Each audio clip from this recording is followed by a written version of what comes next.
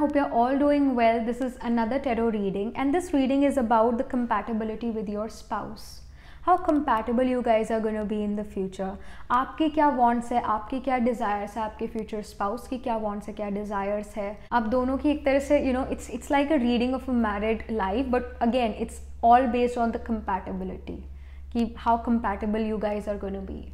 Wants, desires, needs, all those things we are going to cover in this reading. So let's just get started. So welcome to this setup. यहाँ पर आपके पास 3 piles है और आपने इन piles को इन buttons के according select करना है और टेक 30 सेकेंड्स और इन 30 सेकेंड्स में कौन सा बटन आपको अपनी तरफ बुला रहा है, pick that pile.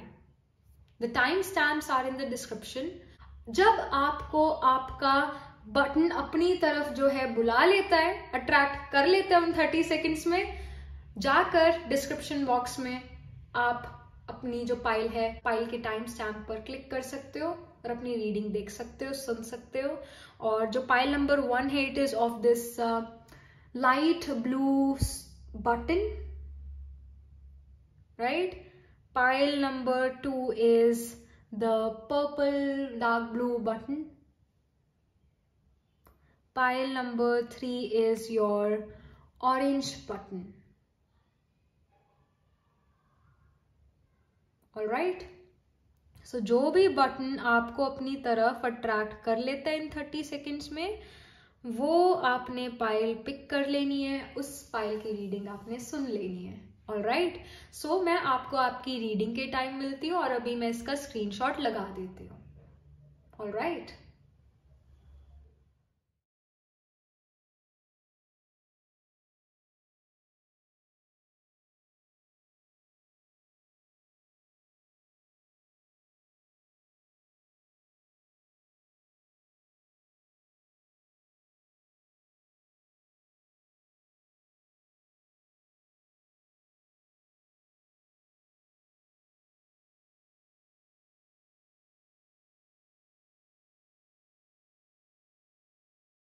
Hello pile number 1, so this is your reading. You chose the light blue button. And yes, let's just get started with your reading. आपकी जो मैरिड लाइफ है वो कैसी है और स्पाउस के साथ कैसी कंपैटिबिलिटी है, कितनी कंपैटिबिलिटी है. Pile number 1. Okay. I see Page of Cups in reverse, 8 of Coins in upright position, 4 of Wands in upright position, very beautiful card. The Moon Queen, which is basically the High Priestess in this deck, and 4 of Swords in reverse.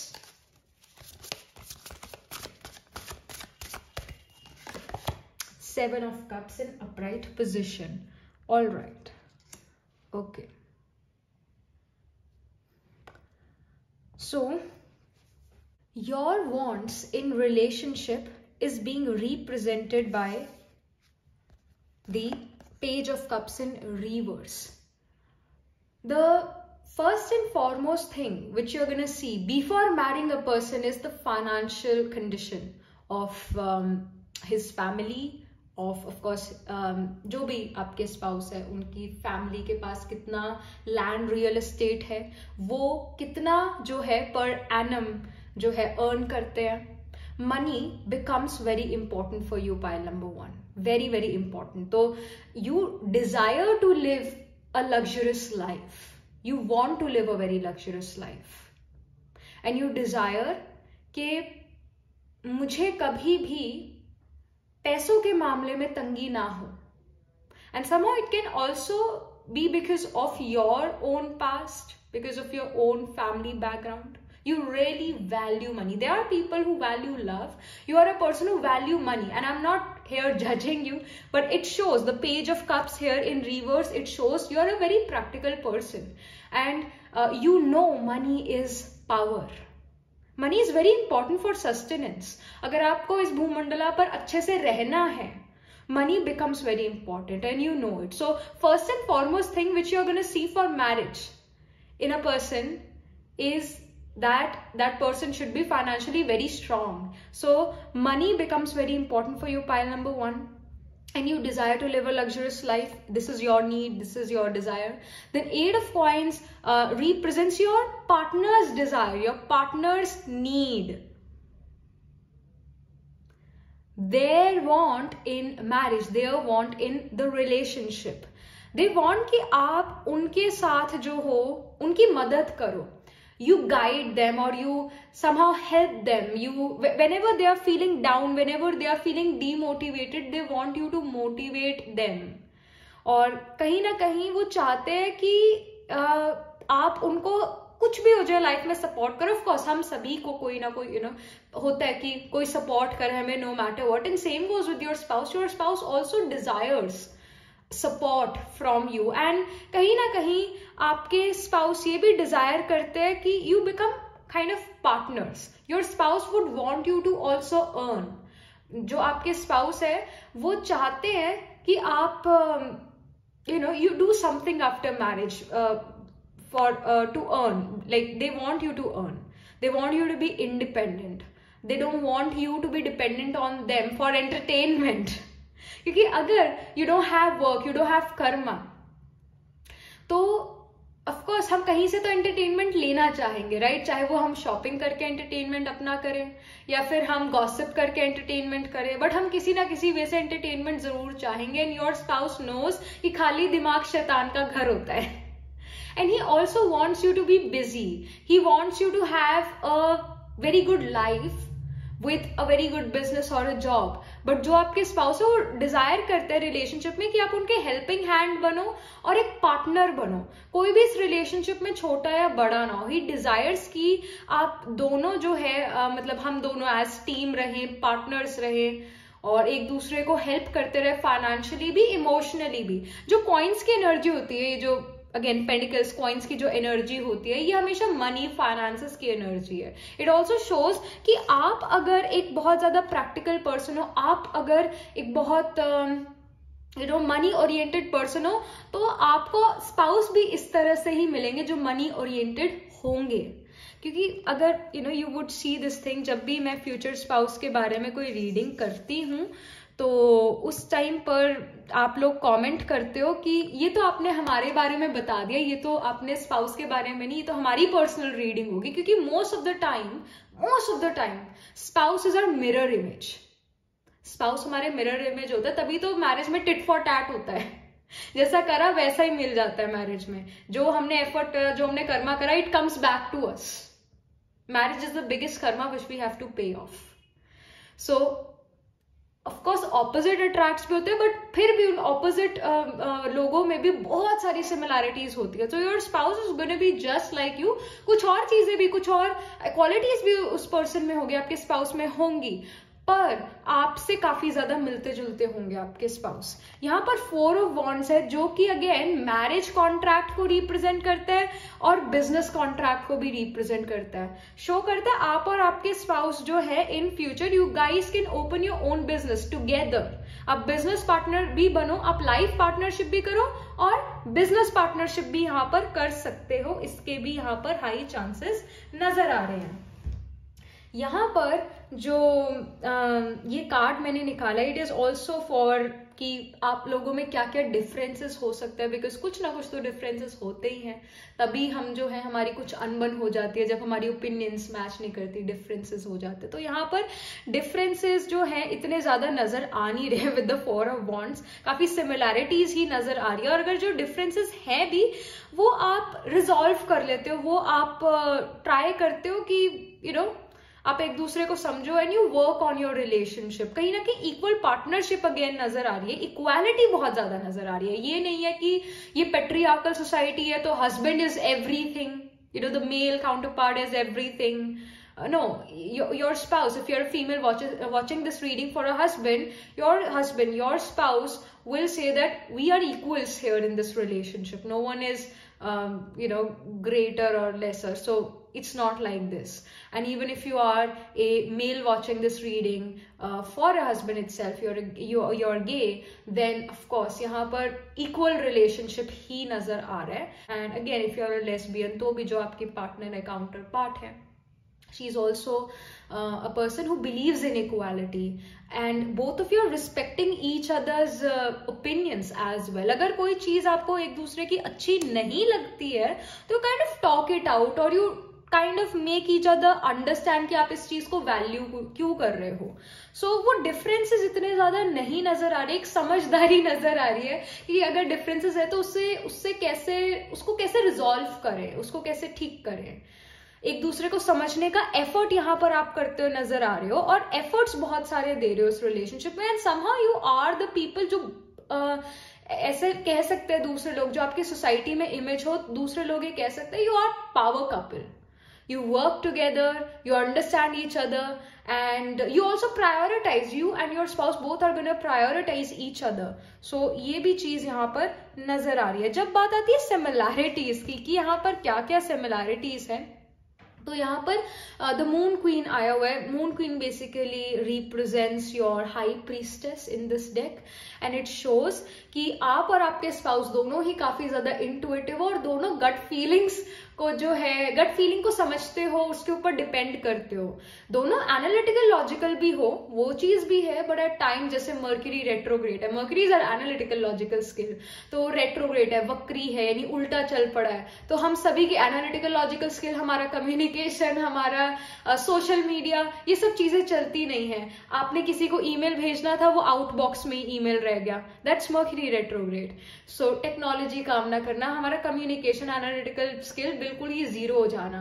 तो उस time पर of course you guys also listen to your gut feeling, you guys listen to your intuition, and कहीं ना कहीं आप दोनों सोच विचार करने के बाद ही कोई डिसीजन पर पहुंचते हो. That's very beautiful. सोच विचार करते हो और उसके बाद कोई डिसीजन लेते हो, ये चीज आप दोनों में बड़ी कॉमन है. I really feel that you guys can have an Uttarashadha Purvashadha dominating in your chart, your moon pile number 1 और your sun, your Atmakaraka planet holding the highest degree in your chart can be, or Arudha can be in the Purva Ashada or Uttara Ashada.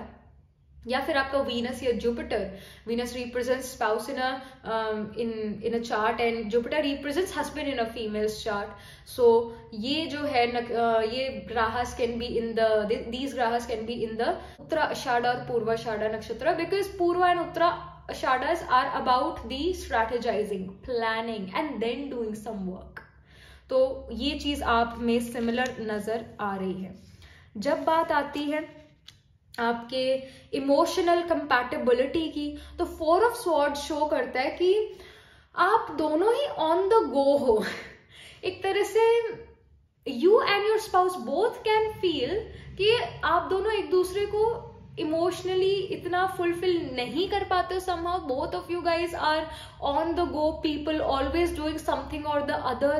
तो it can happen कि at times you guys say कि हम दोनों को एक दूसरे से heart to heart भी बात करनी चाहिए, अपने जो अंदर मन की बात है वो भी करनी चाहिए. because I feel that pile number 1 you guys are those business couples, business like couples who are always on the go, always doing something or the other. And when we are doing so much about our finances, so much about our career, कहीं ना कहीं वो जो emotional need है या emotional satisfaction है वो कम या खत्म होने लग जाती है. तो यहाँ पर आप दोनों को अपने एक दूसरे को इमोशनली और डीपली जानने की जरूरत है. ऑफ कोर्स ऐसा हो सकता है शुरू में you give a lot of time to each other, emotional satisfaction है, but as you grow and mature with your partner it can happen कि कम वक्त देने लग जाओ अपने आप को इमोशनली सेटिस्फाई कराने के टाइम पर. क्योंकि ऑफकोर्स हमें चाहिए कोई हमें जो मन से ही समझे, जैसे एक मदर अपने बच्चे को समझते हैं उस तरह से जो है कई बार आपको नीड लगेगी कि you know my spouse should listen to me और should understand me like my mom, should understand me like my soulmate. So वो इस चीज पर वर्क करने की जरूरत है. अदरवाइज बहुत ही अच्छा आपका रिलेशनशिप यहाँ पर नजर आ रहा है. फाइनेंसेस के मामले में, करियर के मामले में, बिजनेस के मामले में तो बहुत ही अच्छा नजर आ रहा है. इमोशनल नीड जो है, इमोशनली अपने आप को कैसे सेटिस्फाई करे, एक दूसरे के साथ कितना समय बिताए, क्वालिटी टाइम बिताना, क्वांटिटी नहीं क्वालिटी टाइम बिताने पर आपको जो है ध्यान यहाँ पर जरूर देना चाहिए. ये आपके लिए मैसेज, ये आपके लिए गाइडेंस भी है. जब बात आती है आपके फिजिकल कंपैटिबिलिटी की, तो 7 of Cups यहाँ पर शो कर रहा है you're gonna be very creative when it comes to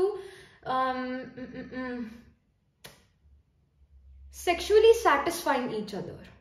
Like you guys are going to be very creative. It's like India is the land of Kama Sutra.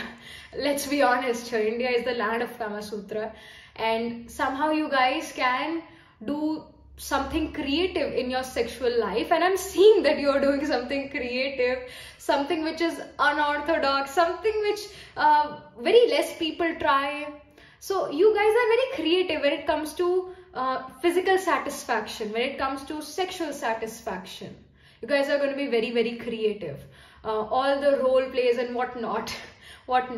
So you guys are doing that too. You guys you are physically satisfying each other by doing different things, by having a colorful bedroom experience. So I see that also, and that's very, again, ये जो है ये भी चीज जरूरी है. I mean, emotional need complete होना, satisfaction होना, ये भी जरूरी है.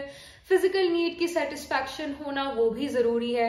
Physically you guys are very creative, very satisfying here, you guys are satisfying each other, but when it comes to emotional satisfaction, तो यहाँ पर थोड़ा इस रिलेशनशिप में वर्क करने की जरूरत है. अदरवाइज बहुत अच्छी आपकी यहाँ पर मैरिड लाइफ नजर आ रही है. मोस्टली हमारा क्वेश्चन ये होता है, being an Indian, are we gonna marry in an arranged marriage और लव मैरिज? कैसे ये मैरिज होने वाले? तो इसके लिए भी मैं आपके लिए कार्ड यहाँ पर पुल आउट कर रही हूँ कि पाइल नंबर 1 की जो मैरिज है वो एक लव मैरिज है या फिर अरेंज मैरिज है. सो I C 7 of Swords. Okay, I feel that this can be an arranged marriage because 7 of Swords is कि I tried my best to find a suitable match for myself. I also went through multiple breakups and then I was like, please parents, listen, मेरे लिए एक अच्छा रिश्ता ढूंढो. That can be okay. So you can go through multiple failed relationships in your life. That pinch in heart, that pierced heart will be there. At least once in your lifetime you will go through a heartbreak, you will go through pinch in heart here. तो एक breakup यहाँ पर जरूर नजर आ रहा है, and then you're like, okay, ये मेरे बस का है ही नहीं, let me just ask my parents to find me a suitable match. तो वो situation यहाँ पर होती हुई नजर आ रही है. So I see that. And यहाँ पर जो आपके पार्टनर हैं उनके बारे में कुछ इंफॉर्मेशन, उनके जोडियक साइन या आपके जो Navamsha represents our second half of our life after marriage. तो नवांशा में आपका कौन सा राइजिंग साइन है, जो भी मैरिज से रिलेटेड जो भी चीजें हमें यहाँ पर इस एस्ट्रोलॉजी डेक से मिले हम वो लेंगे.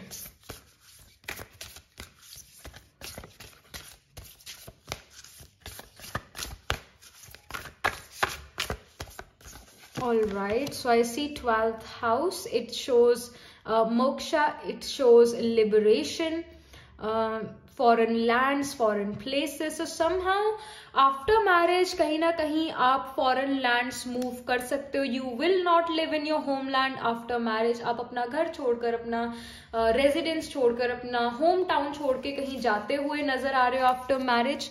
And I really feel that you're gonna feel more freedom when you're away from your homeland. कहीं ना कहीं आप homeland में थोड़ा बंधा हुआ महसूस कर सकते हो, और आफ्टर मैरिज आप बहुत ज्यादा फ्री महसूस कर सकते हो बिकॉज आप अपने होमलैंड से दूर हो गए. कहीं ना कहीं जो क्रिएटिव एबिलिटी है वो काफी ज्यादा होगी आपके अंदर in foreign distant land. And 12th house also represents bed pleasures.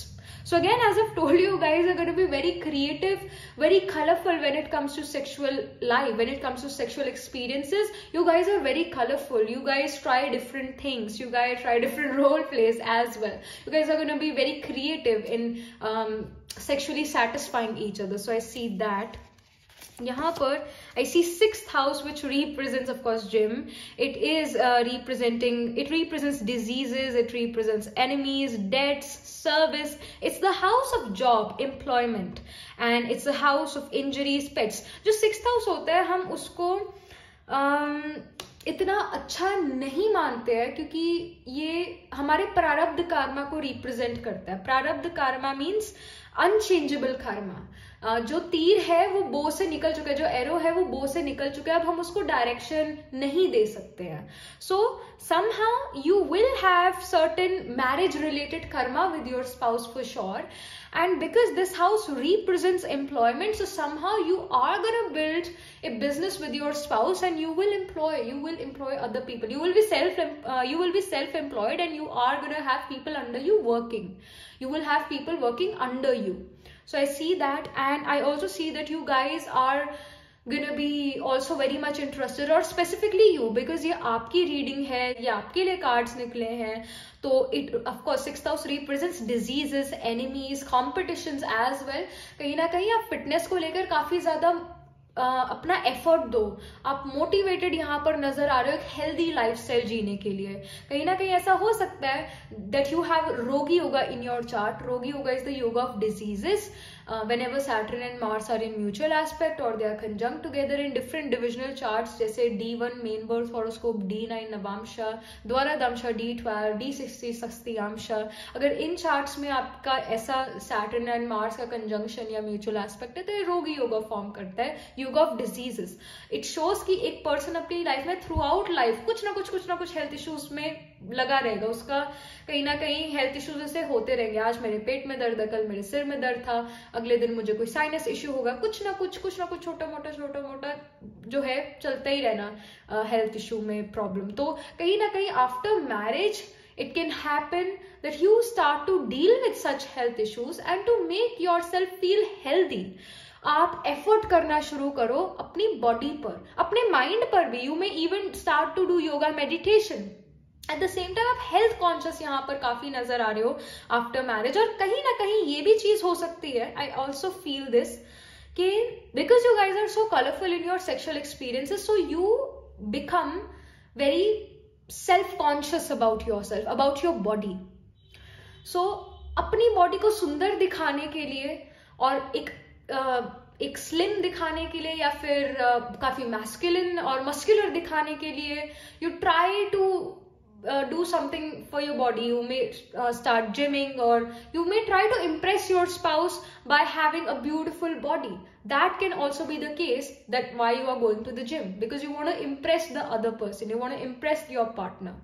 So ये चीज भी यहाँ पर नजर आ रही है। Of course we should accept our body, कि वो जैसी भी है हमारी बॉडी है, राइट? इस चीज को एक्सेप्ट करना जरूरी है। बट अगर आप अपने आप को बेटर कर सकते हो, अपनी हेल्थ को बेटर कर सकते हो, अपने फिजिकल और मेंटल हेल्थ को बेटर कर सकते हो, तो ऑफ कोर्स डू इट।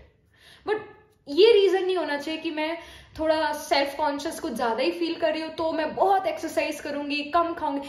ये चीज नहीं होनी चाहिए। जो भी आप अपनी बॉडी के लिए करो, ये अपनी वजह से करना है, ना कि दूसरे को इम्प्रेस करने के लिए, because your spouse is already impressed, they are already impressed. ये हमारे मन में ही कई बार चीज हो जाती है कि हम ऐसे दिखते हैं वैसे दिखते हैं, वेरएज़ हमारे स्पाउस, हमारे पार्टनर हमें अनकंडीशनली जो है सपोर्ट और लव करते हैं। इट जस्ट अस जो हम कई बार सोचते हैं कि हमें ये कमी है वो कमी है। So talk to your partner, talk to your spouse about your physical appearance, that you feel less confident. So talk about this thing with your spouse. That is of course going to help your relationship with the spouse. It is going to help your sexual life as well, because 6th house, it's naturally ruled by Mercury, and Mercury is our communication. So communication के through आप ये जो insecurities हैं इनको tata good bye कर सकते हो। So of course do communicate, that's very important. यहाँ पर कुछ और information, I see Libra sign. Libra, of course the ruler is Venus, and Venus is love, romance, relationship, and Libra itself is the sign which represents business partnership and life partnership. तो जैसा मैंने कहा, ऐसा हो सकता है आप अपने स्पाउस के साथ, अपने लाइफ पार्टनर के साथ एक बिजनेस करो। और again Libra is the sign of business. जो 6th हाउस होता है वो जॉब्स को रिप्रेजेंट करता है। 7th हाउस जो कि नेचुरली काल पुरुष में लीब्रा साइन रूल करता है, इट रिप्रेजेंट्स बिजनेस। तो यहाँ पर आप बिजनेस करते हुए नजर आ रहे हो, same thing which I told you before, and एक हार्मोनियस रिलेशनशिप आपका अपने स्पाउस के साथ नजर आ रहा है. And of course Libra is the most unbalanced sign because the symbolism of Libra is scales. Scales are always imbalanced, you have to balance them out. तो कहीं ना कहीं आप और आपके स्पाउस का ये एफर्ट जरूर रहेगा कि हम अपने रिलेशनशिप को, अपनी मैरिज को बैलेंस आउट करते रहे. जहां पे भी, जिस टाइम पर भी कमी महसूस हो एक दूसरे की, तो हम उस कमी को प्रॉपरली पूरा करें. एफर्ट यहाँ पर आप करते हुए नजर आ रहे हो. और again Libra is a rajasic sign. Rajasic sign means कि लाइफ को एंजॉय करना और भूमंडला. It's about totally enjoying the life to the fullest. तो कहीं ना कहीं ट्रैवल भी यहाँ पर नजर आ रहा है. ऑफकोर्स 12th हाउस भी ट्रैवल को शो करता है. इट शोज कि आप अपने आफ्टर मैरिज अपने होमलैंड में नहीं रहोगे, अपने होमलैंड से दूर रहोगे. प्लस इट ऑल्सो शोज कि आप अपने स्पाउस के साथ काफी सारी जगह ट्रैवल करोगे, काफी जगह घूमोगे और आपको मजा आएगा, अच्छा लगेगा. और whenever you travel you get inspired. You get inspired to do more. You get inspired to do something creative in your life. You experience different cultures as well. Because in the sign of Libra, we have the nakshatras like Swati, of course, Chitra, Swati and Vishakha. And Swati is the nakshatra ruled by Rahu. Rahu represents outcast, foreign. It represents exotic things, exotic people, foreigners. And Swati is the nakshatra of wind. Wind is always moving. तो एक movement भी नजर आ रही है. ऐसा भी हो सकता है कि after marriage you change many residents. एक घर से दूसरे घर में शिफ्ट होना, दूसरे से तीसरे घर में शिफ्ट होना, वो चीज भी हो सकती है. Plus again because Swati is a Rahu rule नक्षत्र, एक्सोटिकनेस है इस नक्षत्र में, तो फॉरेन कंट्रीज घूमने जाना, हर साल 2 बार 3 बार you are travelling. But yes you will travel a lot with your spouse. ये चीज यहाँ पर नजर आ रही है. यहाँ पर अपनी मैरिज को और ब्यूटिफुल बनाना, अपनी मैरिज को, अपने रिलेशनशिप को और अच्छा बनाना, इसके लिए क्या गाइडेंस है from this ancestors deck.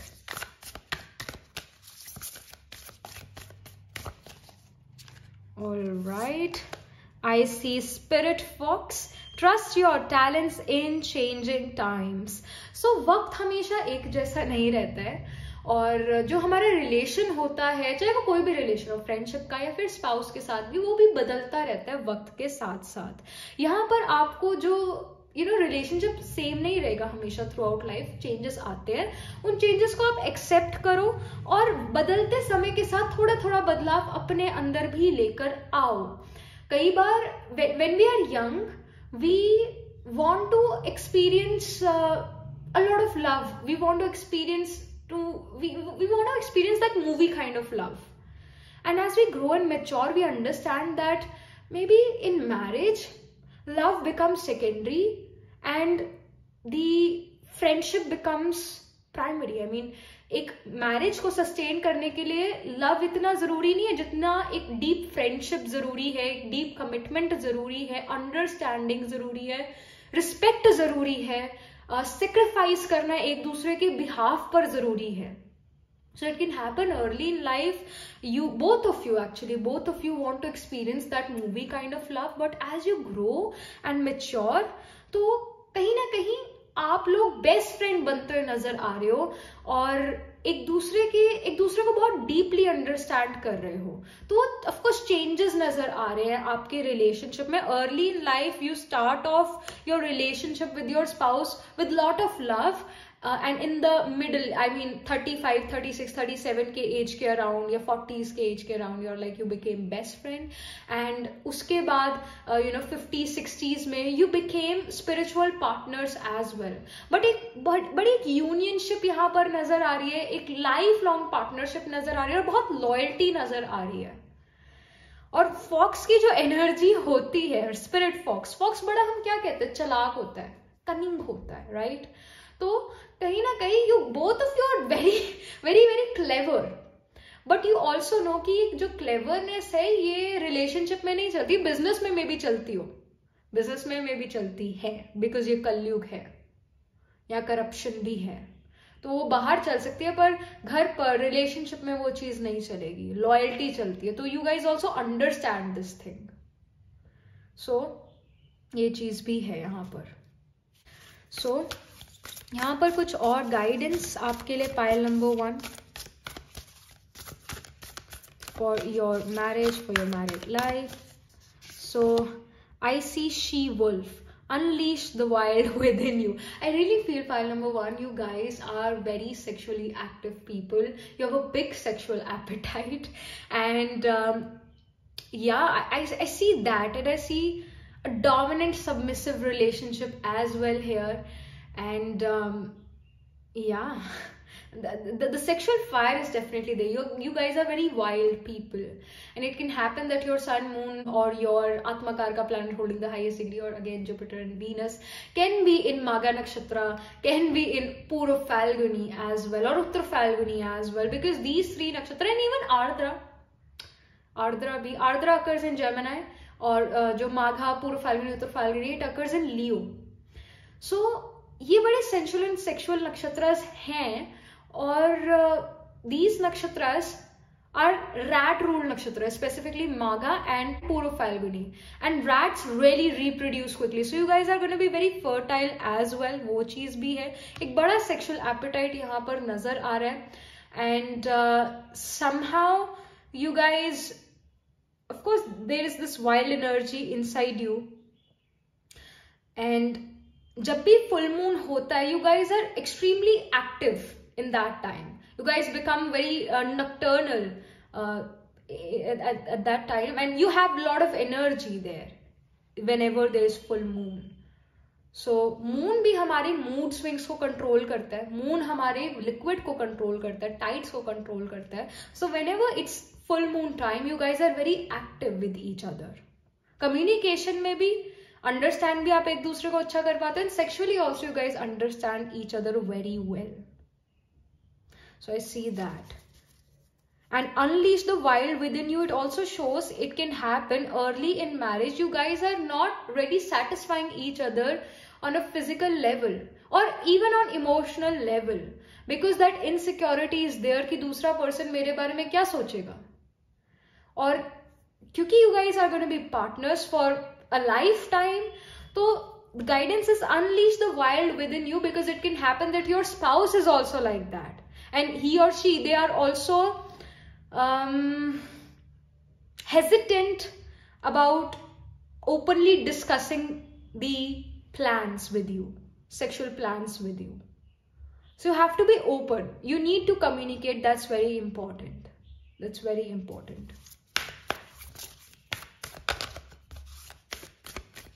And I really feel, because यहाँ पर she wolf आया हुआ है, so whosoever is the female or feminine energy in the relationship, वो energy जो है थोड़ी insecure हो सकती है, hesitant हो सकती है. So इस चीज पर जरूर focus करना है, that you are very open about such things in your relationship and confident in your body, and you should be expressive. That's very important. यहाँ पर कुछ और guidance. So I see hunter. Track down your fears and desires. As I've told you, what you desire, what do you want to do?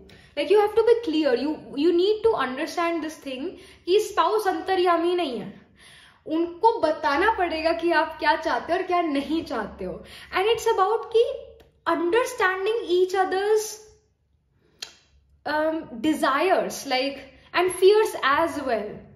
और I'm just not able to express जो मेरे मन में है ना, मैं अपने वर्ड से अभी express नहीं कर पा रही हूँ. And yeah, it becomes difficult to express certain sexual things. It becomes difficult. Now I get you. Now I get you. That why you are gonna be, you are gonna feel a bit hesitant, or it's very difficult to express our sexual desires. Even if we are living in the land of Kama Sutra, still for us it's still difficult to express ourselves sexually and what we want from our spouse. It becomes very difficult to communicate that. I now understand it. So कुछ आपकी भी limitations होंगी, boundaries होगी, तो वो चीज एक दूसरे को बताना in sexual things is very important, and in life as well. ये लाइफ के लिए भी है, आपकी पूरी टोटल मैरिड लाइफ के लिए भी है, that you have to make your spouse understand कि आपकी क्या बाउंड्रीज है, आपकी क्या लिमिटेशंस है, आपकी क्या फियर्स है, so that you guys become limitless together. You guys become these partners in crime, and you guys should communicate so that you get to know each other's desire, that what the other person desire, and the person who is listening to the other person, they make sure कि your desires fulfill हो रही हैं.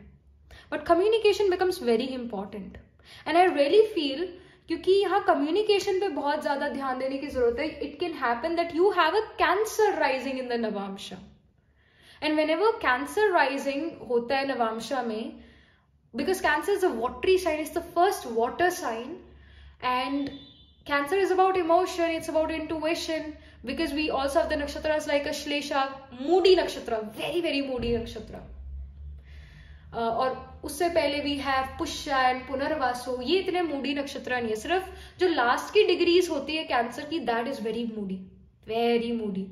And Ashlesha person is like कि अगर मैं motivated हूं तो मेरी सक्सेस उधर ही है जहां पर मैं खड़ा हूं, और अगर मैं डीमोटिवेटेड हूं तो सक्सेस मेरे से 10,000 माइल्स अवे है. तो मूडीनेस लास्ट की डिग्रीज में होती है कैंसर के. And I really feel that of course you can have a Punarvasu rising in the Navamsha और अश्लेषा और Pushya rising, but you can have Cancer rising itself in the Navamsha, and it becomes very difficult for a Cancerian person to communicate with the spouse, because जब भी cancer नवांशा होता है उस person के spouse हमेशा work में बिजी रहते हैं, and the native feels like कि अगर मैंने बात करना शुरू करा, my spouse's work is gonna get disturbed, I'm just a pathetic person. We start to feel like this when we have cancer navamsha. Talking about feelings makes us feel pathetic, which is not right. Communication पर बहुत ज़्यादा ध्यान देने की ज़रूरत है, pile number 1. Because there is this hesitant energy.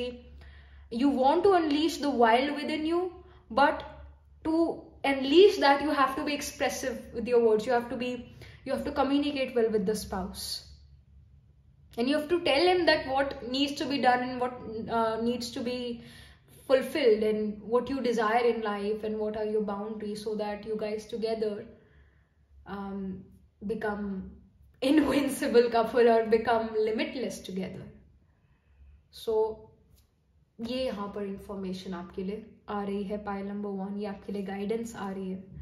And yes, that was it for you.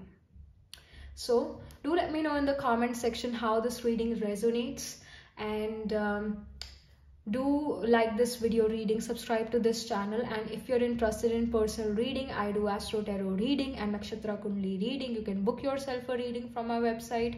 The link to my website is in the description box below, and I shall see you in the next reading. Tab tak ke liye be positive, stay happy. Hello pile number 2, so this is your reading. You chose the purple dark blue color button, and yes, let's just get started with the reading. आपकी जो married life है वो कैसी होती है, आपकी compatibility कैसी है अपने स्पाउस के साथ. Okay, we already have a card here. It shows balance. Very beautiful card, very beautiful card. It's the temperance card in this deck. Balance जो है वो टेम्परेंस को रिप्रेजेंट कर रहा है. And then I see king of wands. Then I see the emperor here. Beautiful. सारे cards अभी तक जो है अपराइट पोजीशन में है. Then judgement in reverse. Then I see the magician, upright position. I see 9 of Wands, again upright position. Beautiful. So यहाँ पर जो ये बैलेंस कार्ड है, it is showing your wishes, your desires in marriage, what you want from marriage, what you want from partnership. आप चाहते हो कि जो आपके पार्टनर हो, जो आपके स्पाउस हो, वो आपको इमोशनल और फाइनेंशियल स्टेबिलिटी प्रोवाइड करें। बिकॉज अगर आप देखो किसी भी टैरो डेक में, अगर आप देखो जो टेम्परेंस कार्ड होगा, जैसे बैलेंस टेम्परेंस कार्ड है, वाटर एक पैर पानी में होगा और एक पैर जमीन पर होगा, जो कि शो करता है इमोशनल एंड मटीरियल बैलेंस लेकर आना। तो यू डिजायर, आप डिजायर करते हो कि आप फाइनेंशियली भी आपको स्टेबिलिटी मिले after marriage, and you also desire कि मुझे इमोशनली भी मेरे पार्टनर, इमोशनली भी मेरे स्पाउस समझे, एक बैलेंस सिचुएशन, एक जो बैलेंस है वो आप चाहते हो। It can happen that you are also going to feel this thing, that when you get in relationship, pile number 2, somehow you feel balanced. Relationship जब इम्बैलेंस होता है तब आप भी इम्बैलेंस्ड फील करते हो, but when you are in relationship you feel much more balanced, and when you will compare yourself, and you should compare yourself when you were not in relationship and when you were in relationship. When the relationship is going great, you feel amazing, you feel life is good, but when relationship is not going good, life feels very gloomy and you lose your individualism as well, pile number 2. And जब आप relationship में नहीं होते तब भी वो imbalance आप महसूस कर सकते हो। There are high chances that your ascendant, basically your lagna, your sun, moon और your atma karaka can be in the sign of Libra, and Libra being the sign of unionship, companionship.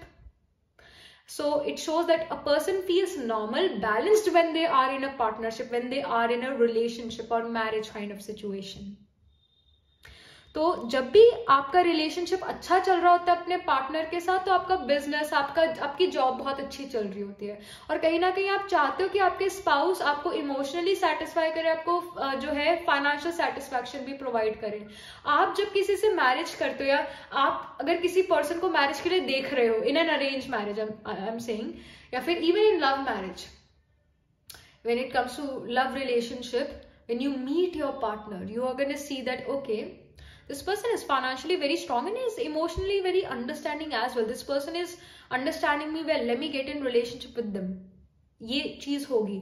Arrange marriage में okay, this person is financially well of, emotionally भी शायद मुझे समझ ही नहीं, because I am getting the vibes here. So financial stability also becomes very important for you, pile number 2. I'm not judging you here that you run for money. No, I'm not saying that. I know that you understand this thing, that money is so important. Money is power. If you want to live a good life on this Bhumandala, money becomes very important, and you know it. You know it. Specifically balance card, temperance card जो है Jupiter का sign, Jupiter का card है. Jupiter is self, it's the कारका of money, it's the कारका of gold. So money becomes very important. Eight the same time emotional satisfaction आप चाहते हो अपने स्पाउस के थ्रू. यहाँ पर जो स्पाउस है, king of wands is a very passionate energy. It's the energy of a businessman, and it's the energy of you can say doing a job which a person is very passionate about, and only doing that job or only pursuing that thing because a person is passionate about this thing. So it shows that your spouse really want that passion in the relationship. He will always try to make the spark in marriage alive forever. He will put efforts, or she will put efforts in the relationship, जिससे वो spark बना रहे. क्योंकि eight times हम देखते हैं ना, लोगों को ये कंप्लेन करते हैं, कपल्स को ये कंप्लेन करते हैं कि जो पहले बात थी शुरू में, वो मैरिज के 5-10 साल बाद नहीं रही. Whereas your spouse put conscious efforts in keeping that spark alive, and he puts efforts in the relationship. And I feel that more than your spouse put efforts in the relationship, and I feel that he is going to be the one who always listens more. He will be a great listener, because he knows this thing, or she knows this thing, कि अगर उन्होंने आपकी सुनी तो आप भी उनकी सुनोगे और उनको अंडरस्टैंड करोगे. He knows the tit for tat thing. अगर उन्होंने आपकी सुनी, अगर उन्होंने आपके लिए अच्छा करा, तो उनको ये पता है कि आप उनके लिए अच्छा जरूर करोगे कुछ ना कुछ. So he will be a great listener as well, great advisor also, because we have Jupiterian card. Jupiter is an advisor, preacher, teacher. So of course you can even say that your desire in marriage can also be कि मुझे मेरे spouse में एक mentor भी चाहिए, who guides me whenever I am in darkness or whenever I feel confused. My spouse should guide me, should be a great advisor, and your spouse will be a great advisor. Specifically when it comes to work, business, he will be a great advisor. Emotionally भी अच्छे advice करेंगे, but specifically in career wise बहुत अच्छी advice ये person देते हैं. And he desires, आपके partner चाहते हैं कि जो ये marriage है ये इसमें एक वो spark alive जरूर है, वो passion हमेशा alive रहे. He really wants that. So ये उनकी desire है. And it can even happen that your spouse says let's have business together. That can also happen. Pile number 1 से भी अगर आप attract हुए थे, pile number 1 में भी जो था business करना अपने spouse के साथ, दोनों इकट्ठे business करें, that can even happen.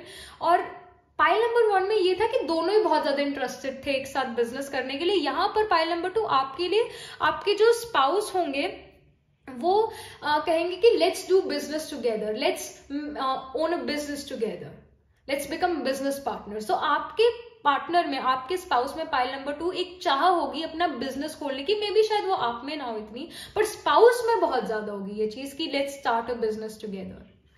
And when it comes to your differences, क्योंकि यहाँ पर कुछ ना कुछ हम सभी में डिफरेंसेस है, तभी हम एक दूसरे से अलग हैं, यूनिक हैं. तो यहाँ पर आपकी मैरिज में आप और आपके स्पाउस में क्या डिफरेंसेस है. सो I C emperor card show करता है कहीं ना कहीं जो आप डिसीजंस लेना चाहते हो वैसे डिसीजन आपके पार्टनर नहीं लेना चाहते हैं. But at the same time emperor बड़ी एक मेच्योर मैस्कुलिन एनर्जी है. And it also shows that both of you guys do not really like to take orders. जब आपके स्पाउस या आप अपने स्पाउस को ऑर्डर करते हो, वो उनको और आपको दोनों को अच्छा नहीं लगता है. अगर आप अपने स्पाउस को ऑर्डर अराउंड करते हो, ये चीज उनको बिल्कुल नहीं पसंद. और अगर आपके स्पाउस आपको ऑर्डर करते हैं, कुछ ना कुछ कहते हैं, ऐसा करो वैसा करो, you don't like that. You guys do not like to be told, you guys do not like to be ordered around. That's why specifically spouse will have this independent energy. Your spouse can have Mars in the 7th house or in the ascendant, or you can have Mars in the ascendant or the 7th house. It shows बहुत एक independent energy. और एक independent energy किसी भी person के under काम करना पसंद नहीं करती है. तो कहीं ना कहीं स्पाउस में और आप में जो है ये एनर्जी है कि ऑर्डर लेना पसंद नहीं है. डिसीजंस थोड़े एक दूसरे के डिफरेंट हो सकते हैं, but you always try to negotiate your way out with the spouse. Negotiations भी है यहाँ पर, आप नेगोशिएट भी करते हुए नजर आ रहे हो और स्पाउस भी आपको अंडरस्टैंड कर रहे हैं. बट यस, जो आपके डिसीजंस हो वो आपके स्पाउस के डिसीजन से डिफरेंट हो, ये चीज है यहाँ पर. बट आप अपना जो हो इसमें भी वर्कआउट कर लोगे अपना रिलेशनशिप, ये भी चीज है. But yes, there is this strong independent energy in the spouse, because यहाँ पर भी किंग ऑफ वॉन्ड्स की एनर्जी है जो कि आपके स्पाउस को ही शो कर रही है. आपके स्पाउस की एनर्जी, आपके स्पाउस क्या चाहते हैं मैरिज से, वो शो करता है. And spouse, your spouse is a very passionate person. He will be very passionate about his work, want to be passionate in relationship. And कहीं ना कहीं दोनों ही चार्ज लेना चाहते हैं रिलेशनशिप का. दोनों ही ऐसा हो सकता है एल्फाज हो, आप भी एल्फा हो and your spouse is also alpha. So दोनों ही डोमिनेंट पर्सनालिटीज यहाँ पर नजर आ रही है. अगर एक जुपिटेरियन पर्सन है तो दूसरा सन वाला पर्सन है. Jupiter is again adviser to the king and the king is the sun. Jupiter जो है वो मिनिस्टर है और सन किंग है. तो अगेन कहीं ना कहीं किसी ना किसी को तो एक की सुननी पड़ेगी, कभी ना कभी तो वो चीज सुननी पड़ेगी. एक दूसरे को अंडरस्टैंड करके एक पर्सन को तो कॉम्प्रोमाइज करना ही पड़ेगा. And I really feel that it's you who is gonna to compromise, because जो स्पाउस है he is the king and this is patriarchal society. If you are a female watching this reading, तो your male counterpart, your husband will say that you should follow me. That can happen here, or he may not say that you should follow me. It's just that you understand, you say that I'll compromise. And even like you can be lesbian, you can be gay, what I am talking about is कि जो भी masculine energy होगी वो feminine energy पर dominant होगी। दोनों यहाँ पर अल्फास हो, ये चीज भी है, बट स्टिल यहाँ पर स्पाउस की एनर्जी ज्यादा डोमिनेंट है आपसे, pile number 2, because he is the king and you are the minister, you are the Jupiter. The minister has to listen to the king. Yes, minister will advise the king, you will advise, you will give advice to your spouse, but in the end he is going to be the one who's going to take the decision. अब वो decision mold भी करे जा सकते हैं, आप जो हो अपने spouse से जो हो, ये differences होंगे आपके decisions में, end result में difference जरूर होगा, but आप negotiate भी कर लोगे, ये भी चीज है। But I really feel that pile number 2 and में आप यहाँ पर कॉम्प्रोमाइज करते हुए ज्यादा नजर आ रहे हो, ये चीज थोड़ी है, ये है, बट आप उस कॉम्प्रोमाइज से परेशान नहीं होगे, ये भी है। कहीं ना कहीं कोई और चीज में जो है आपके स्पाउस कॉम्प्रोमाइज करे और किसी और चीज में आप कॉम्प्रोमाइज करो, तो यहाँ ऐसे कोई सैडनेस नहीं है। बट यस, जो लाइफ के मेन डिसीजंस हों जैसे करियर रिलेटेड, तो कहीं ना कहीं स्पाउस उसमें ज्यादा अपनी चलाएं, ये चीज हो सकती है, but that is not really making you sad और समथिंग, दैट्स वो चीज मैं यहां नहीं देख रही हूं। when it comes to similarities between you guys, so I see judgment in reverse. आप दोनों ही दूसरे लोगों की परवाह नहीं करते हो, दूसरा चाहे कुछ कहता रहे, आप दोनों ने अपनी मन की करनी है, ये चीज यहां नजर आ रही है। You guys can do PDA as well, public display of affection, so that can even be the case, and you guys don't really care about what society is going to say. You guys both are going to be very unorthodox people and do not care about other people's opinion that much. You guys dance on your own tune. You guys make your own tune. You don't dance on other people's tune, other people's music. You make your own music. आपकी अपनी दुनिया, ये चीज नजर आ रही है, और दोनों ही लोग क्या कहेंगे, वो तीसरा पर्सन क्या कहेगा, वो चार लोग क्या कहेंगे, इस बारे में नहीं सोचते हैं। And that is one of the reason why your relationship is going to become successful, because similarities भी है यहाँ पर।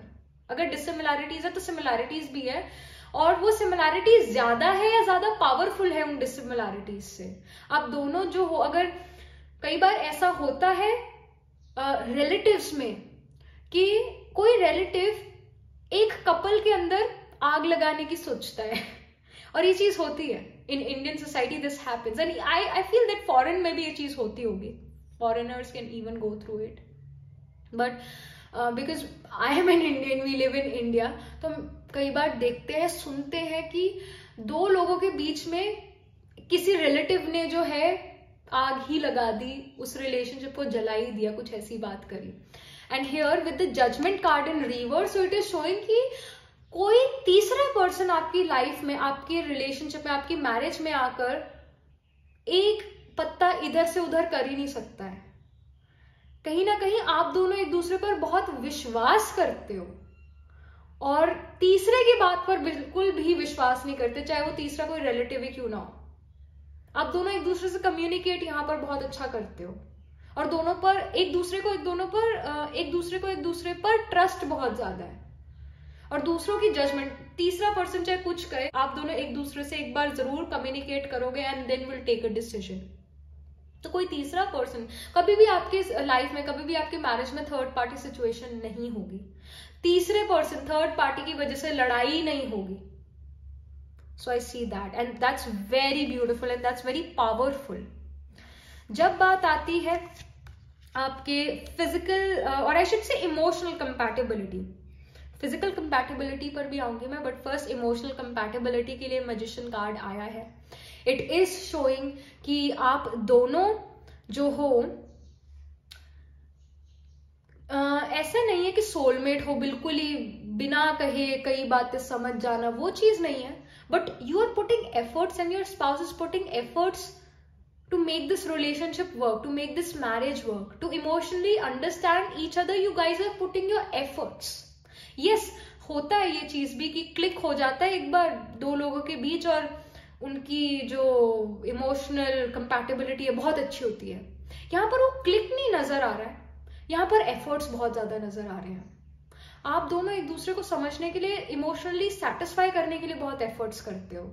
मूड खराब है, अच्छा नहीं लग रहा है, या फिर आज का दिन ही ऐसा सा गया, तो you know the other person takes, I mean you, it can be your spouse can say आज का दिन ही अच्छा नहीं था, ऐसा वैसा हुआ यहाँ पर, and you're like, okay, let me cook your favorite dish, let me cook the favorite meal of yours, or let me take you to your favorite restaurant, or let me massage your feet, let me do something for you which makes you feel better. So एक दूसरे की emotional needs को आप यहाँ पर पूरा करते हुए नजर आ रहे हो। मे बी वो क्लिक ना हो, जो कई लोग कहते हैं ना कि हमें बस एक क्लिक हुआ और हमें पता लग गया दैट ही और she, they are my spouse, they are my soulmates, और they are the people who I want to live my life with. तो वो क्लिक शायद ना हो, पर आप एक दूसरे को खुश करने के लिए, एक दूसरे को इमोशनली सेटिस्फाई करने के लिए एफर्ट यहाँ पर करते हुए नजर आ रहे हो, which is actually more important and is very beautiful. Efforts यहाँ पर करते हुए नजर आ रहे हो। And when it comes to the physical compatibility, I see 9 of Wands. यहाँ पर physical compatibility पर work करने की बहुत ज्यादा जरूरत है। कहीं ना कहीं ऐसा हो सकता है you and your spouse are the people who are very much into your career, very much into your job, business, और उसकी वजह से जो फिजिकल नीड है एक दूसरे की वो फुलफिल ना कर पाना, जो वो फिजिकल कंपैटिबिलिटी है वो यहाँ पर थोड़ी अच्छी नहीं नजर आ रही है with the 9 of Wands। But with time ये बेटर हो सकता है। Maybe you are bit insecure about your body, or your spouse is a bit insecure about his body, so somehow there is this insecurity with the body, or maybe you guys don't have the time. But I do see lack of physical or sexual satisfaction. And यहाँ पर जो है, I see a male here. So your spouse can feel a bit more physically dissatisfied from you, and even it can happen with females most of the time, all over the world. It's actually the female who is the most sexually dissatisfied in a relationship. So, and India is the land of Kama Sutra, so remember this thing. Kama Sutra is a very beautiful book. It's just not about the sexual position, it's more. There is a lot more in there. And you should read it. You and your spouse should read it. I would recommend that. But yes, यहाँ पर जो है जरूरत है एक intimacy की जरूरत है, बिकॉज सेक्सुअल एपेटाइट तो वन नाइट स्टैंड में भी फुलफिल कर सकते हो। इंटीमेसी जो है उसके ऊपर वर्क करने की जरूरत है। So this is something which I'm getting here, and you can even try role plays or something to make your sexual life more creative and more dynamic, or something like you need to work on that. That's very important. Discuss this thing with your spouse. जब आप discuss करते हो ये चीजें, तभी उन चीजों पर अच्छे से आप जो हो वर्कआउट कर सकते हो। बट यस, कम्युनिकेट करो अपने स्पाउस से and tell each other's desires which needs to be fulfilled by each other only. So you have to work on that. So this is something which I'm getting. And let me pull some cards from this astrology deck. ये आपके नवांशा related भी कुछ अगर हमें information मिले, that will be great, because नवांशा represents our second half of our life or life after marriage. नवांशा ascendant, 7th house, so वो चीजें plus आपके स्पाउस से रिलेटेड भी कुछ चीजें ले लेते हैं। Okay, before that let me pull one card from this main tarot itself, because question ये होता है कि okay you told us about the marriage, but क्या ये अरेंज मैरिज है, लव मैरिज है, ये सवाल रह जाता है। तो यहाँ पर आपके जो है पाइल नंबर 2 की अरेंज मैरिज होती है या लव मैरिज होती है, अरेंज मैरिज है या लव मैरिज है। Alright, I see page of cups. Page of cups is an energy which represents love, romance. So pile number 2, you're only gonna marry a person जिससे आपको एक emotional connection feel होता है, of course who is financially stable. But yes, यहाँ पर love marriage ज्यादा नजर आ रही है। Love becomes very important, that's there. Money also becomes very important, but यहाँ पर page of cups is the card of love. It's the card of love, it's the card of romance. तो यहाँ पर एक जो है लव मैरिज होती हुई आपके लिए नजर आ रही है पाइल नंबर 2, ये लव मैरिज नजर आ रही है. So now let me just pull few cards for you, for spouse's nature, for your Navamsha chart, everything. So I see first house, living room, body. जो फर्स्ट हाउस होता है वो हमारी फिजिकल बॉडी को रिप्रेजेंट करता है, हमारी appearance को रिप्रेजेंट करता है और हमारे हेड रीजन को रिप्रेजेंट करता है, ब्यूटी को रिप्रेजेंट करता है, हमारी पर्सनैलिटी को रिप्रेजेंट करता है. हमारी फिजिकल बॉडी पर कट्स एंड ब्रूजेस तो ज्यादा नहीं होंगे. क्या हमारी जो हेयर लाइन है वो रिसीड होनी, यानी हेयर लाइन जो है because it represents our head region. तो कई बार जब सन मार्स अगर असेंडेंट में हो, it causes receding hair line. Whenever a person concentrate on one subject which is very difficult, a person's start to have a lot of hair fall and receding hairline, thinning of hair start to happen.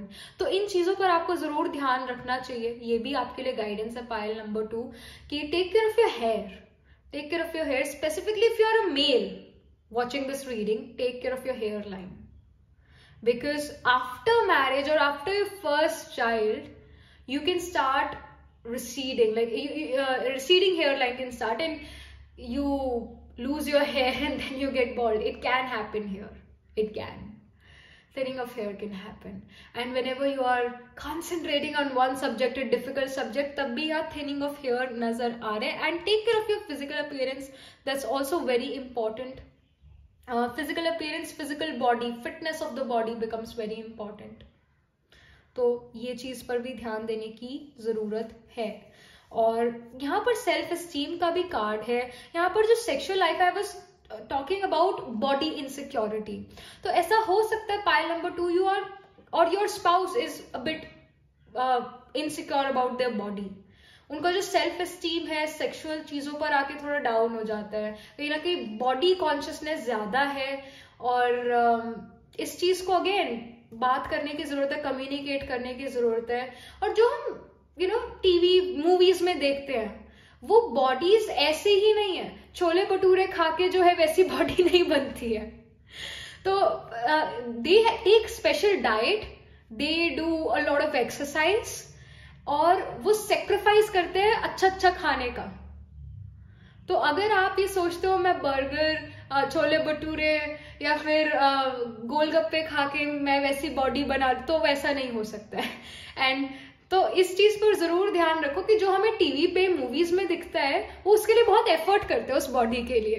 तो अगर आप उतने effort करोगे तो आपकी body वैसी बन जाएगी. डोंट वरी अबाउट दैट, वो ऐसी बन जाएगी. But if you want to eat good food, तो ये जो बॉडी कॉन्शियसनेस है या फिर जो लो सेल्फ एस्टीम है इन सेक्सुअल थिंग्स, उसको फिर आपको गुड बाय करना चाहिए, उसको फिर आपको हटाना चाहिए. क्योंकि या तो आप अच्छा खा सकते हो या फिर एक लीन बॉडी रख सकते हो. वैसे दोनों भी कर सकते हो, चीट डे भी हम करते हैं.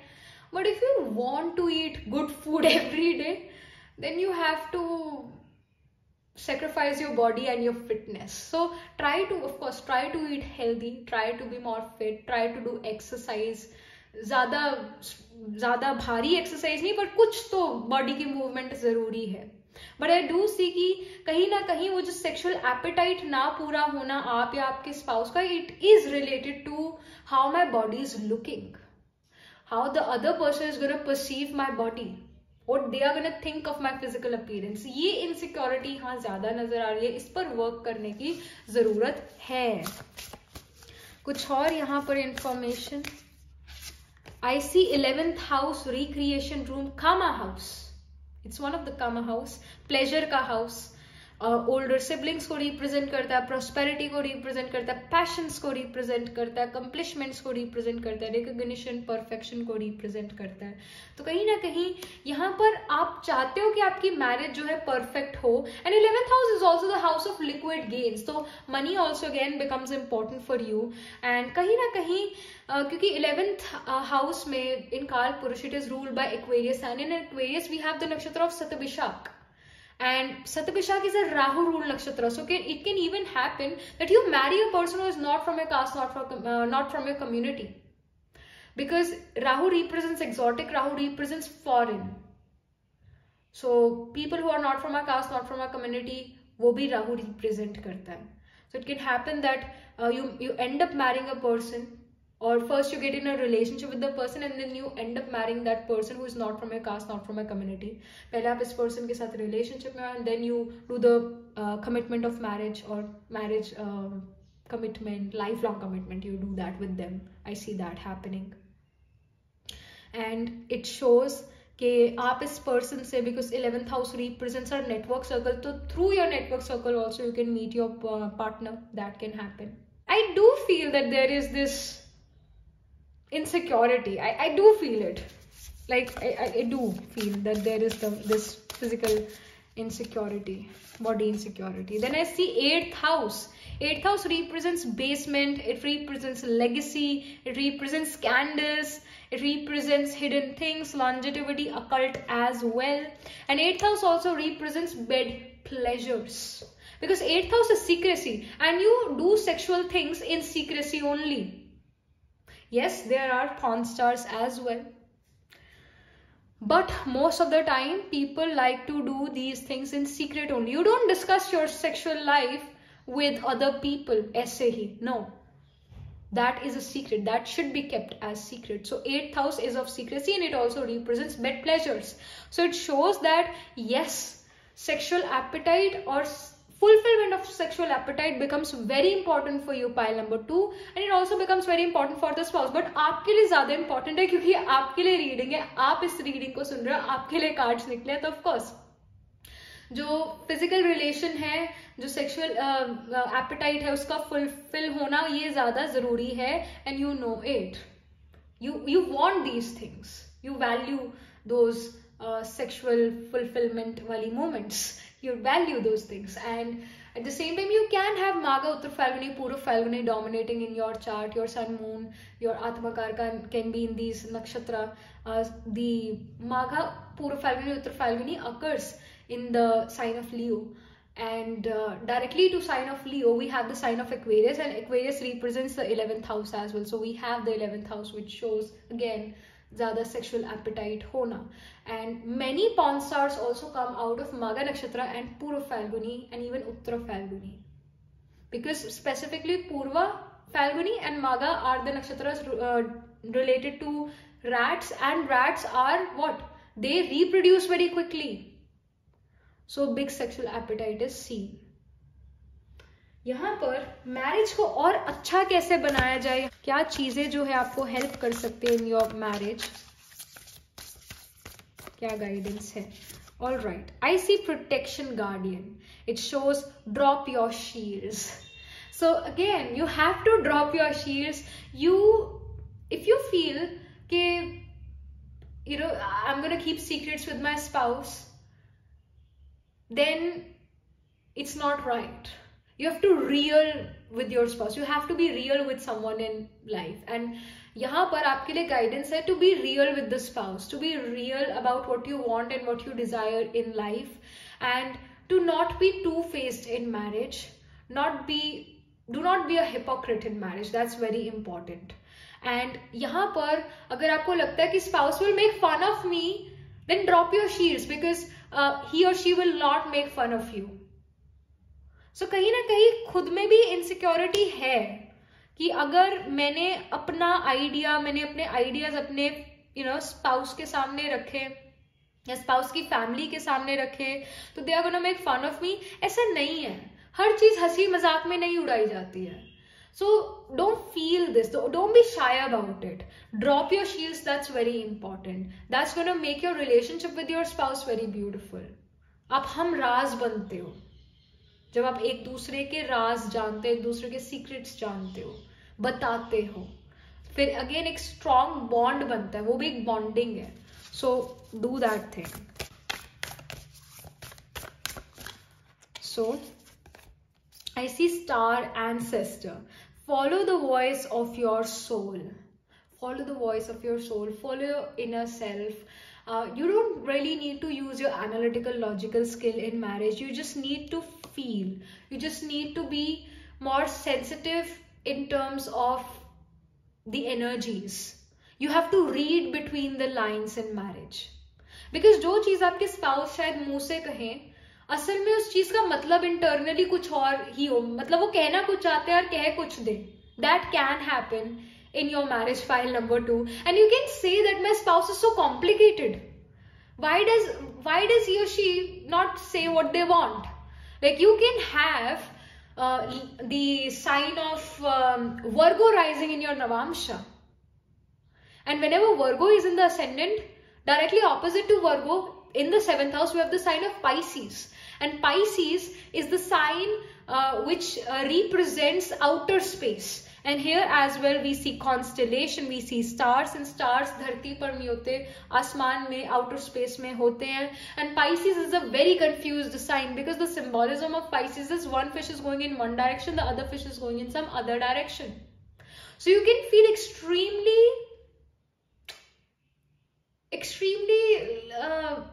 confused about what your partner really wants, because your partner's communication can be very double meaning, or he's just or she's just not able to communicate what they want from you, what they desire.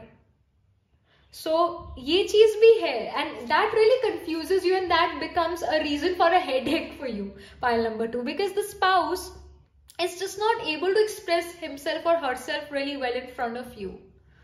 And यहाँ पर भी guidance है, follow the voice of your soul. So you need to follow your gut feeling. You have to follow what your heart says, not what you heard. Yes, what you heard also is important at times, but कहीं ना कहीं जब बात आती है आपकी और उनकी, आपके और आपके spouse की, तो follow or read between the lines or follow your heart.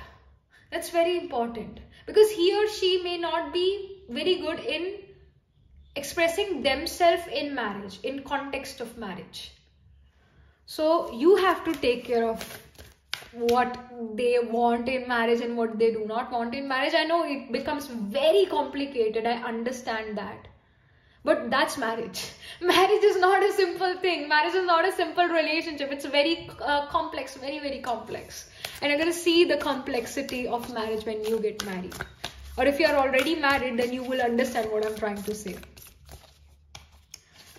The next is summer. Bask in joy and light. Again, a very beautiful card.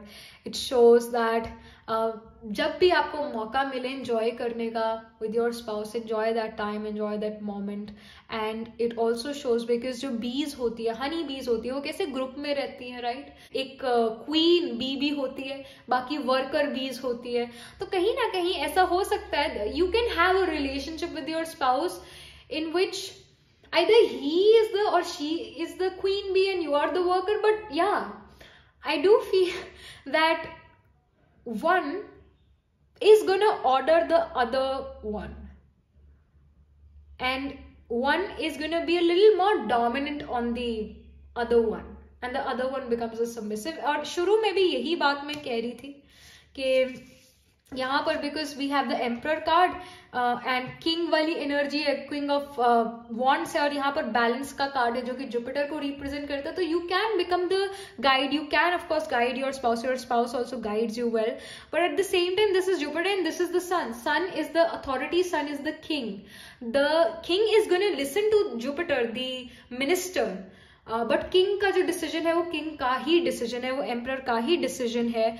तो कहीं ना कहीं यहाँ पर भी वो वही चीज आ रही है, क्वीन बी वाली बात आ रही है कि one of you is gonna be the queen bee and the other is gonna be the worker bee. So that is there. But यहाँ पर फिर भी एक दूसरे के साथ मिलजुल के रहना यहाँ नजर आ रहा है, क्योंकि अगर एक क्वीन बी है और बाकी वर्कर बी है तो इसका मतलब ये नहीं कि लड़ाई हो जाती है यहाँ पर बीज में. No, they still stay together, stick together. So I see that happening here. One will be more dominant. Both are actually alphas in your case, pile number 2 आप दोनों ही अल्फास हो, but one will be more dominant alpha. So I see that too. But फिर भी यहाँ पर जो है पार्टनर्स की तरह आप काम करते हुए नजर आ रहे हो. एक का गुजारा दूसरे के बिना नहीं चल सकता है. एक पर्सन दूसरे पर्सन के बिना लाइफ नहीं जी सकता है. एक को एग्जिस्ट करना यहाँ पर नजर आ रहा है अब दोनों का. को एग्जिस्ट कर रहे हो, को डिपेंडेंट हो, को डिपेंडेंसी है यहाँ पर।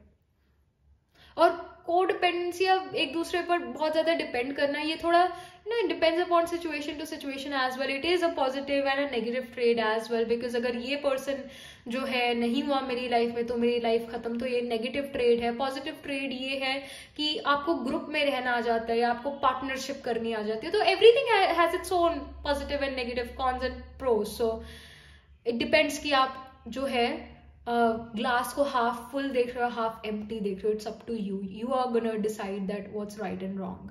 And actually nothing in this world is right and wrong until and unless आप जो हो किसी को तकलीफ नहीं पहुंचा रहे हो तो। सो I C, I mean, these things for you, pile number 2. These are the messages for you. All right. So that was the reading, and do let me know in the comment section how it resonates with you. And do like this video reading, subscribe to this channel, and if you're interested in personal reading, I do Astro Tarot reading and Nakshatra Kundi reading. You can book yourself a reading from my website. The link to my website is in the description box below. And I shall see you in the next reading. Tab tak ke liye be positive, stay happy. Hello pile number 3. So this is your reading. You chose the orange button here. And yes, let's just get started with your reading. आपकी जो married life है ये कैसे रहने वाली है, आपकी compatibility कैसी है, कितनी कंपैटिबिलिटी है पाइल नंबर 3 की अपने स्पाउस के साथ। Alright, so I see judgement in upright position, then I see the 9 of cups in upright, फिर 3 of coins upright,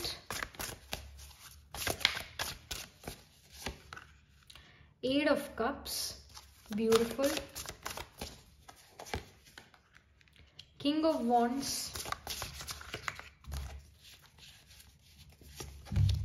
and 2 of coins in reverse. All right, so pile number 3.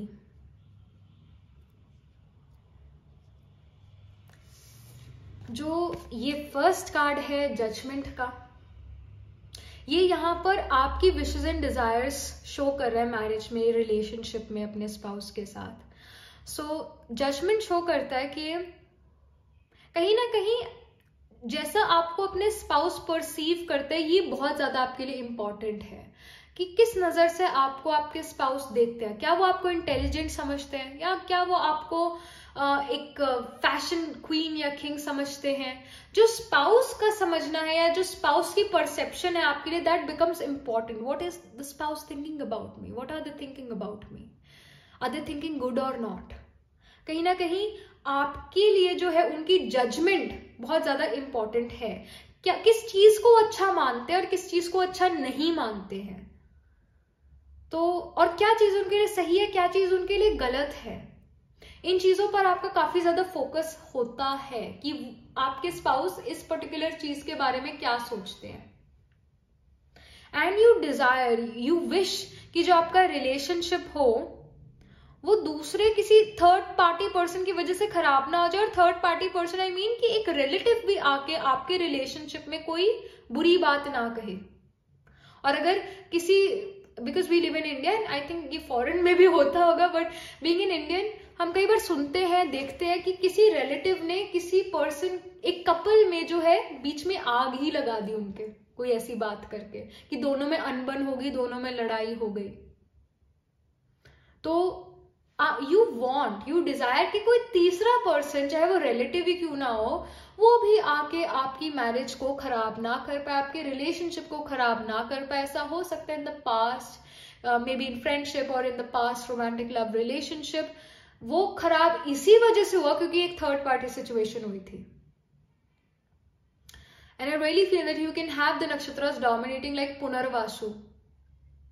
Punarvasu is also about Sri Ram, Sita and Ravana. So Ravana was a third party person who came in the life of Ram and Sita.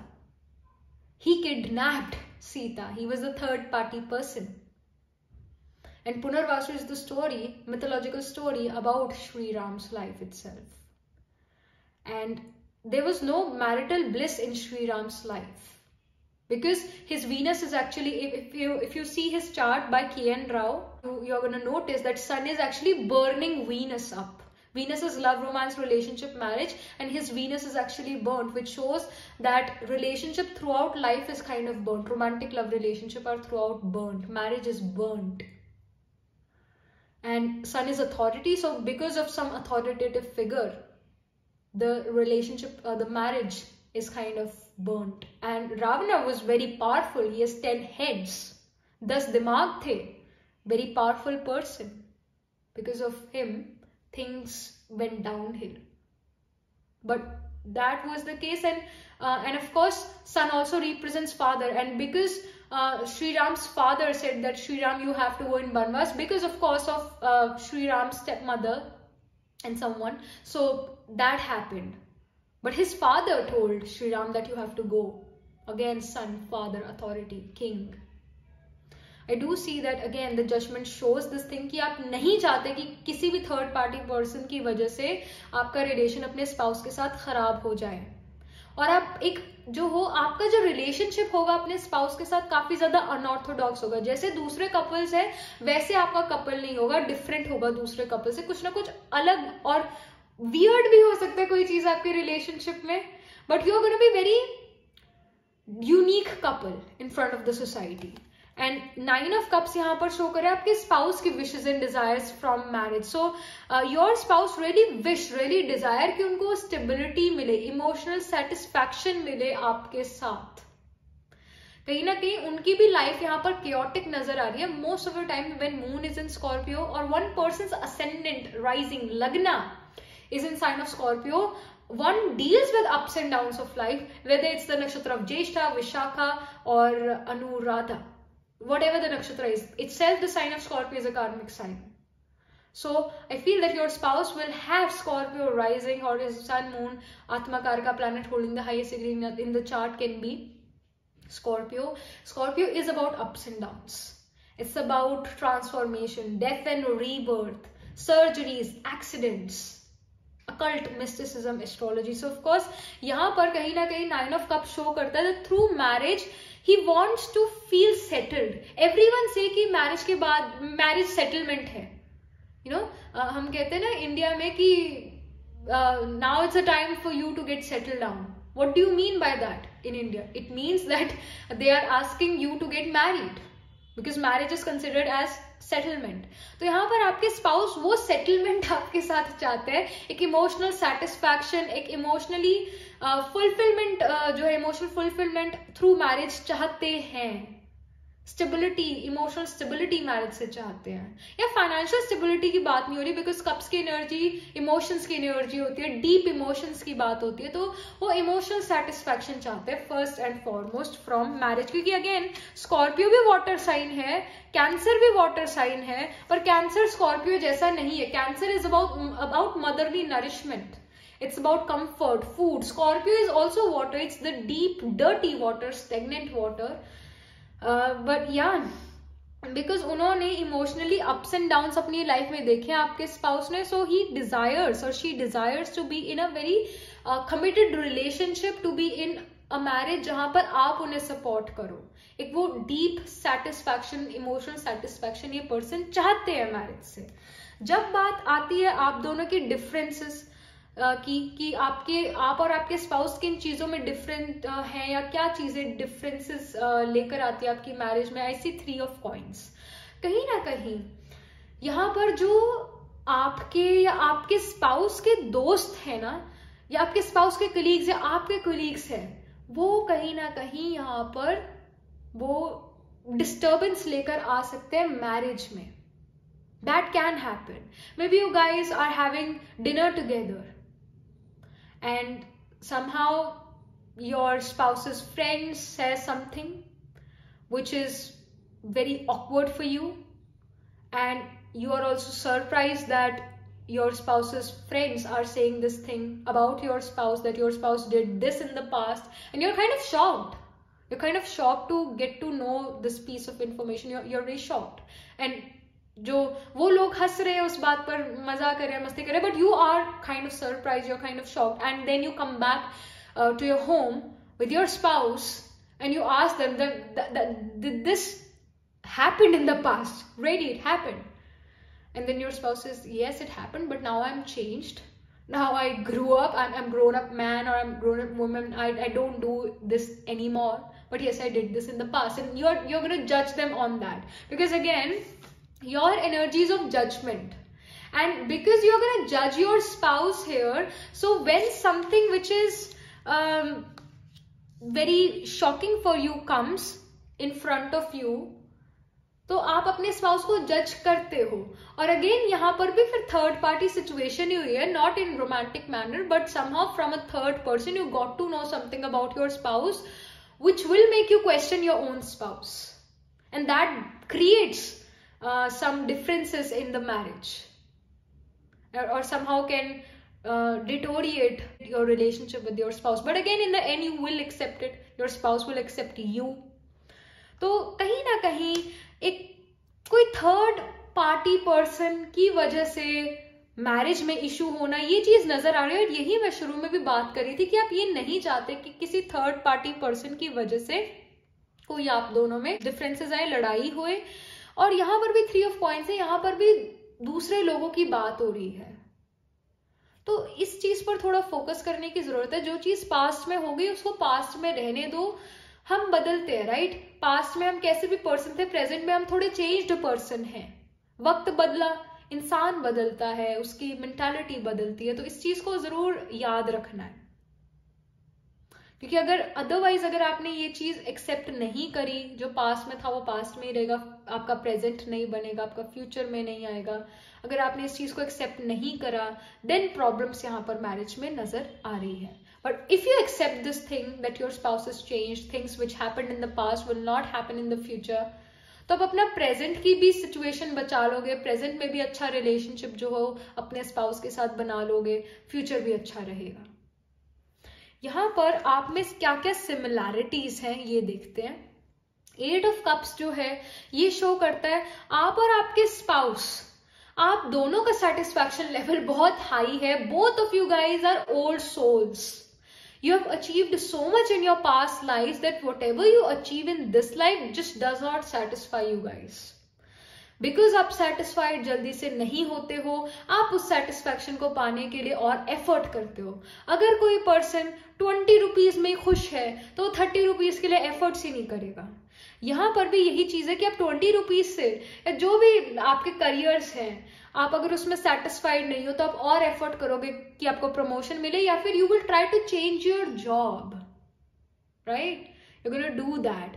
तो आप satisfied दोनों जल्दी नहीं होते, और दोनों काफी ज्यादा हार्ड वर्किंग लोग भी हो, ये चीज भी यहाँ नजर आ रही है. हार्ड वर्कर्स हो, कहीं ना कहीं करियर पर दोनों का ही फोकस बहुत ज्यादा है. और क्योंकि आपकी रीडिंग है तो आपका सबसे ज्यादा अपने करियर पर फोकस होगा in your second half of your life. अभी भी हो सकता है बट स्पेसिफिकली आफ्टर मैरिज और in the second half of your life which is represented by Navansh, you can have Capricorn rising. Capricorn itself is the sign of karma kshetra, of your karma, job, business, work, you going out in the society and working. So यहाँ पर आप दोनों ही काफी career oriented नजर आ रहे हो. और अगर आप ये सोचते हो, अगर आपके मन में ये क्वेश्चन है कि आफ्टर मैरिज मुझे अपनी जॉब छोड़नी तो नहीं पड़ जाएगी, क्या मेरा करियर खत्म हो जाएगा? No, you are always gonna work, you are never gonna stop working, you are never gonna stop earning, you are always gonna work, because you don't want to be dependent on anyone. Emotionally भी आप कहीं ना कहीं dependent नहीं होना चाहते किसी पे, और फाइनेंशियली तो बिल्कुल भी नहीं होना चाहते हो. सो वो एक एनर्जी है, एक इंडिपेंडेंट एनर्जी जरूर है. और ये स्पाउस में भी चीज है कि स्पाउस भी काफी ज्यादा फाइनेंसेस, काफी ज्यादा जॉब, बिजनेस को लेकर उनका फोकस रहता है वहां पर. और दोनों ही इंडिपेंडेंट एनर्जीज नजर आ रहे हो. दोनों ही चाहते हो कि अच्छा बैंक बैलेंस हो, बड़ा घर हो, और अच्छी गाड़ी हो, लग्जरियस कार हो. So your Venus which represent spouse in a chart, and your Jupiter represents husband in a female's chart. So it can be in the nakshatras like Rohini. Rohini is a nakshatra about enjoyment of life on this Bhumandala. Rohini is about lavish lifestyle, designing, dance, music, तो luxurious चीजों को आप enjoy करना चाहते हो और luxury पसंद करते हो, ये चीज भी है। आप और आपके स्पाउस दोनों ही लग्जरीज पसंद करते हैं। ओके, आईफोन का नया मॉडल आया है, let's buy it, let's buy 2 of them for you, for me, right. And technology पर, गैजेट्स पर मनी खर्च करना, क्योंकि दोनों ही जो हो गैजेट्स को लेकर काफी ज्यादा एक्साइटेड होते हो, न्यू गैजेट्स को लेकर एक्साइटेड होते हो। मे बी ये चीज शायद अभी आप में ना हो, but after marriage because of your spouse का इन्फ्लुएंस भी हम पर आता है, राइट। हम एक दूसरे को इन्फ्लुएंस जरूर करते हैं मैरिज में, तभी हम कहते हैं कि अरे यू चेंज्ड आफ्टर मैरिज। और जैसे हमारे स्पाउस की हैबिट्स होती है वैसी हमारी भी कई बार हैबिट्स बननी शुरू हो जाती है, so that happens, we copy each other. तो यहाँ पर भी वही चीज नजर आ रही है, कहीं ना कहीं you and your spouse both will like to have luxuries of life, will like to have luxurious lifestyle, और जहां पर अगेन काफी कंफर्ट से आप जियो। तो उस कंफर्ट को लाने के लिए कैसे लेकर आएंगे? Through money. तो मनी कहाँ से आता है? वर्क से, जॉब या बिजनेस से। तो उस पर आपका फोकस जरूर रहेगा आफ्टर मैरिज भी। यहाँ पर जो आपके इमोशनल सेटिस्फैक्शन की अगर हम बात करें, इमोशनल कंपैटिबिलिटी की बात करें, तो किंग ऑफ वॉन्ड्स है। दोनों यहाँ पर इस रिलेशनशिप में काफी ज्यादा पैशनेट नजर आ रहे हो। दोनों जो हो वो स्पार्क अलाइव रखना चाहते हो। पैशनेट एनर्जी है, अगेन इंडिपेंडेंट एनर्जी भी है ये किंग ऑफ वॉन्ड्स। दोनों अपने फिजिकल अपीयरेंस का भी काफी ज्यादा ध्यान रखते हो, ये भी चीज नजर आ रही है। Wearing name brand clothes can be your thing. Uttara Ashada and Purva Ashada can also be dominating in your guys' chart, and yes, it's about wearing name brand clothes. तो उन चीजों पर भी आपका ध्यान होगा। बट yes, आप एक दूसरे को इमोशनली सेटिस्फाई करते हो और एक काफी पैशनेट रिलेशनशिप आप दोनों का यहाँ पर नजर आ रहा है। You guys are gonna keep the spark alive in marriage throughout life, ये चीज है। You will always try to keep that spark alive. वो एफर्ट यहाँ पर करते हो, यहाँ पर नजर आ रहे हो, उसके लिए एक्शन लेते हुए नजर आ रहे हो, because again wands is the energy of action orientation. जब बात आती है आपके फिजिकल कंपैटिबिलिटी की, सेक्सुअल एपेटाइट की, तो 2 ऑफ कॉइंस जो है रिवर्स में है, शो करता है कि आप दोनों एक दूसरे की सेक्सुअल नीड्स को फुलफिल कर रहे हो और करते रहोगे। हम most of the time it's the female who always feel sexually dissatisfied, and यहां पर आपके जो स्पाउस है आपको अच्छा महसूस करा रहे, इनसिक्योर महसूस नहीं करा रहे in sexual things. Body insecurity आपको नहीं फील हो रही अपने स्पाउस के साथ, that's very beautiful, you are confident in your body. At the same time आप एक दूसरे को इक्वल सेक्सुअल एपिटाइट को फुलफिल कर रहा है, शुड से सेल्फिश नहीं है सेक्सुअल एपिटाइट में एक भी पर्सन इस रिलेशनशिप में। दोनों ही एक दूसरे को कंप्लीट सेटिस्फैक्शन प्रोवाइड करो इन सेक्सुअल थिंग्स। कोई भी सेल्फिश नहीं है सेक्सुअल लाइफ में। One got satisfied, the other is not at all satisfied, वो सिचुएशन यहां पर नहीं नजर आ रही। दोनों एक दूसरे का सेक्सुअल फुलफिलमेंट पर ध्यान रख रहे हैं, and that's actually very needed, that's very much needed. और ये चीज यहाँ पर नजर आ रही है कि आप दोनों ही एक दूसरे को सेक्सुअली भी अंडरस्टैंड करते हो, और दोनों जो हो कहीं ना कहीं सेल्फिश नहीं हो इन सेक्सुअल एपेटाइट और in sexual fulfilment. Both are fulfilling each other's desires, ये भी यहाँ पर नजर आ रहा है। ओवरऑल काफी बैलेंस्ड एनर्जी है। पाइल नंबर 2 और पाइल नंबर 1 की थोड़ी हम कहेंगे इम्बैलेंस्ड थी। यहाँ पर sexual life and even emotional life अच्छी नजर आ रही है, आप दोनों के करियर्स अच्छे नजर आ रहे हैं। जो प्रॉब्लम थोड़ी सी है जिस पर वर्कआउट करने की जरूरत है, आई फील वो सिर्फ और सिर्फ आपके जो है थर्ड पार्टी सिचुएशन है वो, और या फिर सोसाइटी में लोग क्या कह रहे हैं, वो चीज थोड़ी यहाँ पर प्रॉब्लम बन सकती है। बट अदरवाइज काफी सिचुएशन अच्छी है। दूसरों की बातों पर अगर हम ना ध्यान दें तो वो बेटर रहेगा, वो बेटर रहेगा। और एक दूसरे के पास्ट को एक्सेप्ट करना वो भी बहुत अच्छा रहेगा आपके लिए। Pile number 3, acceptance is very important.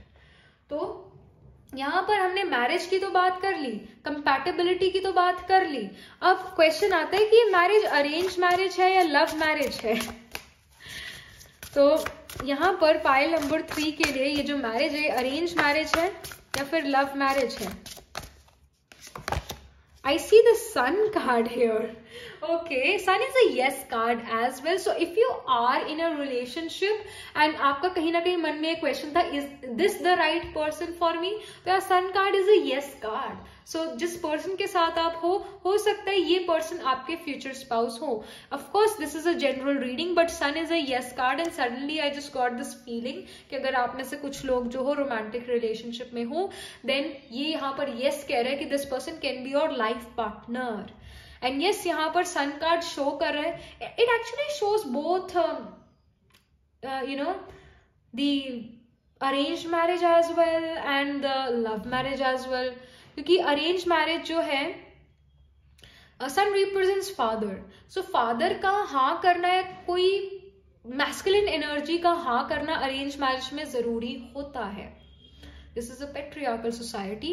तो कहीं ना कहीं it can be N arrange marriage. और लव इसलिए हो सकता है क्योंकि यस है, अगर आप ऑलरेडी रिलेशनशिप में हो तो there are high chances the person you are in relationship you can get married to them. यहाँ पे उस चीज के लिए यस आ रहा है. But otherwise if you are not in a relationship right now then यहाँ पर अरेंज मैरिज नजर आ रही है. ये चीज है.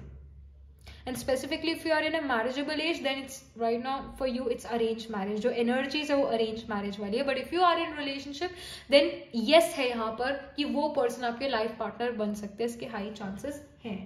यहाँ पर इस astrology deck से क्या इंफॉर्मेशन है आपकी मैरिज से रिलेटेड, आपके नवामशा D9 चार्ट से related. Because D9 chart, Navamsa chart shows our second half of our life after marriage. और यहाँ से आपके स्पाउस से रिलेटेड भी कुछ जो है हम इंफॉर्मेशन लेंगे. स्पाउस के zodiac sign something.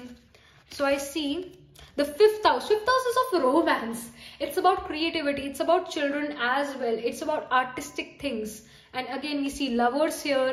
And artistic thing इसलिए, artistic चीजों को, creative चीजों को इसलिए fifth house represent करता है और romance को इसलिए represent करता है क्योंकि romance भी एक creative emotion है. तो यहाँ पर जो है रॉयल्टी है, मंत्रास, एंटरटेनमेंट भी है, हायर एजुकेशन है. So you can even like जिस पर्सन के साथ आपकी मैरिज हो that person you can even meet or you would have met that person in your higher education. That can also happen. I mean it's a general reading. So it can be arranged, it can be love. क्योंकि यहाँ sun card है, ये दोनों चीजों को ही yes कर रहा है. So you can even meet your spouse in your higher education. That can even happen. And I see lot of creative energy in you guys. कहीं ना कहीं creativity आप में काफी ज्यादा है और आपके spouse में भी काफी ज्यादा है. Because fifth house naturally represents the sign of Leo, and sign of Leo represents children. So after marriage कहीं ना कहीं आपका ध्यान अपने बच्चों पर सबसे ज्यादा हो. You can be active father, you can be active mother. हम जब स्कूल में होते थे तो हम कईयों की मदर्स को देखते थे कि वो स्पोर्ट्स फेस्टिवल में भी उनके साथ आती थी या एनुअल फंक्शन में उनके साथ आती थी या कुछ भी. We saw some active mothers. तो आप भी एक एक्टिव मदर या एक एक्टिव फादर बनते यहाँ पर नजर आ रहे हो और अपने चिल्ड्रन के साथ बहुत ज्यादा आपकी इन्वॉल्वमेंट नजर आ रही है after marriage. And that's very beautiful. And you are also living your childhood again with your children. So वो चीज भी यहाँ पर है. You are also a teacher to them, a guru to them. ये भी चीज है.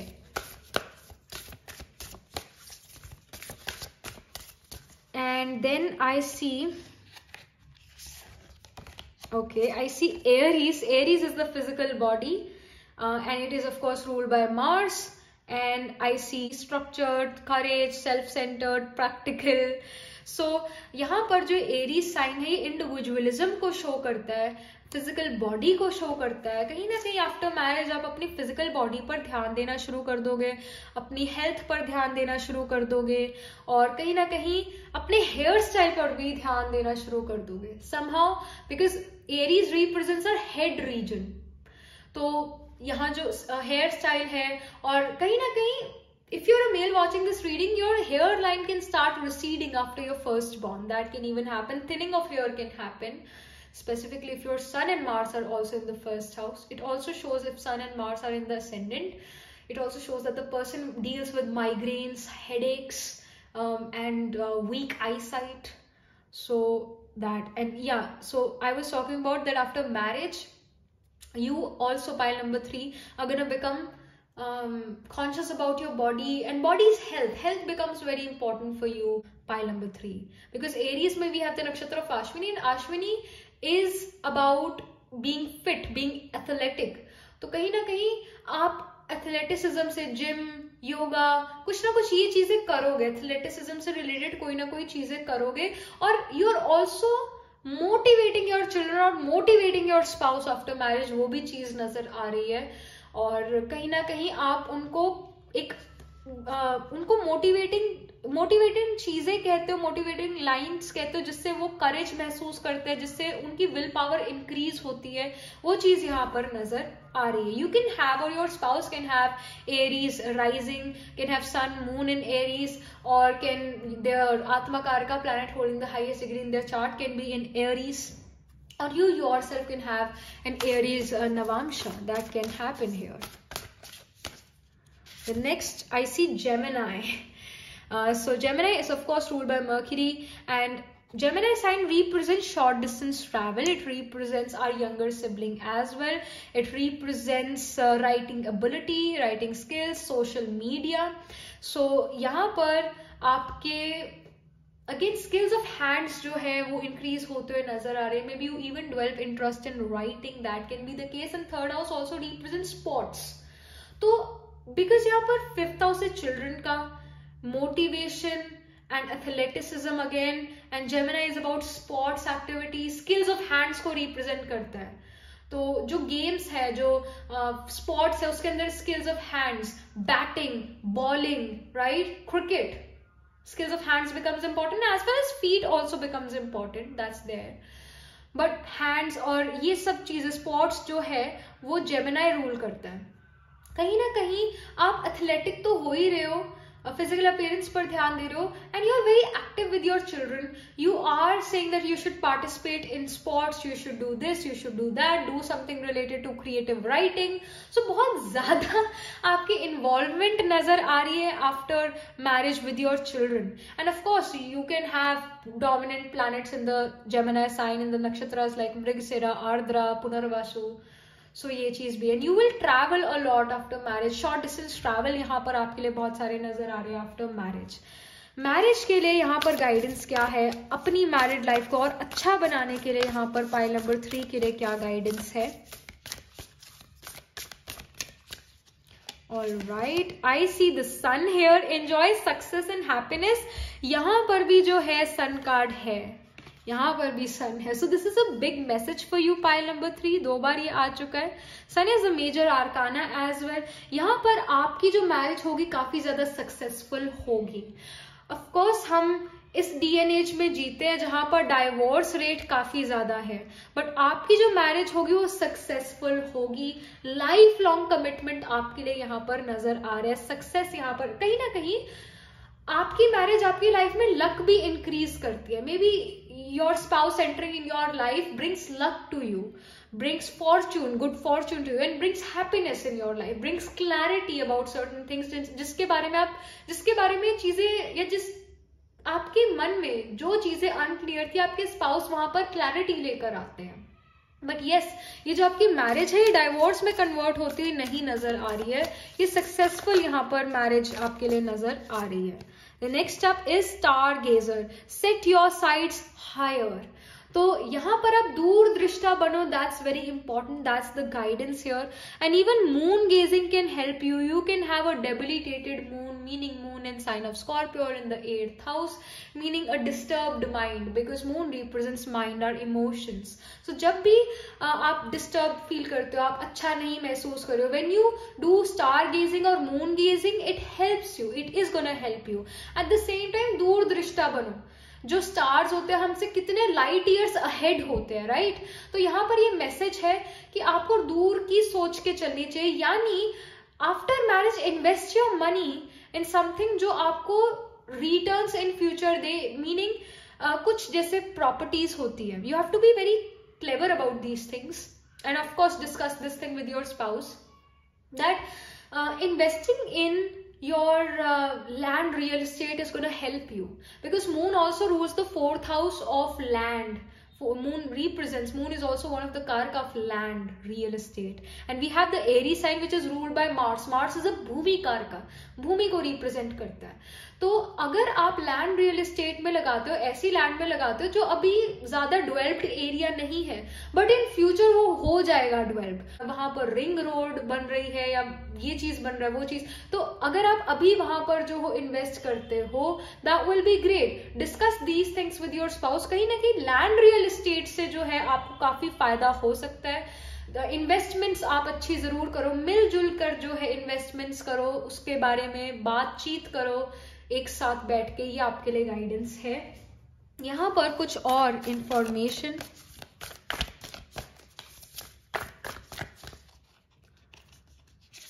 And I see white witch. And one more thing, set your side higher. इसका मतलब ये भी है, जो कई बार हम एक मैरिज में या कोई भी रिलेशनशिप में एक सिचुएशन में उनके साथ फंसे होते हैं, या हमारी एक पर्सन से लड़ाई हो जाती है और वो पर्सन हमारे दिल के बहुत करीब है, मैरिज में स्पाउस के साथ कुछ अनबन हो जाती है, तो आपको सिचुएशन में फंस के जो है कोई रास्ता नहीं मिलेगा. उस सिचुएशन से थोड़ा उठ के जो है रास्ता मिलेगा. अगर कोई पर्सन मुश्किल में है तो it's very easy for the other person to guide that person, because that other person is not stuck in the situation.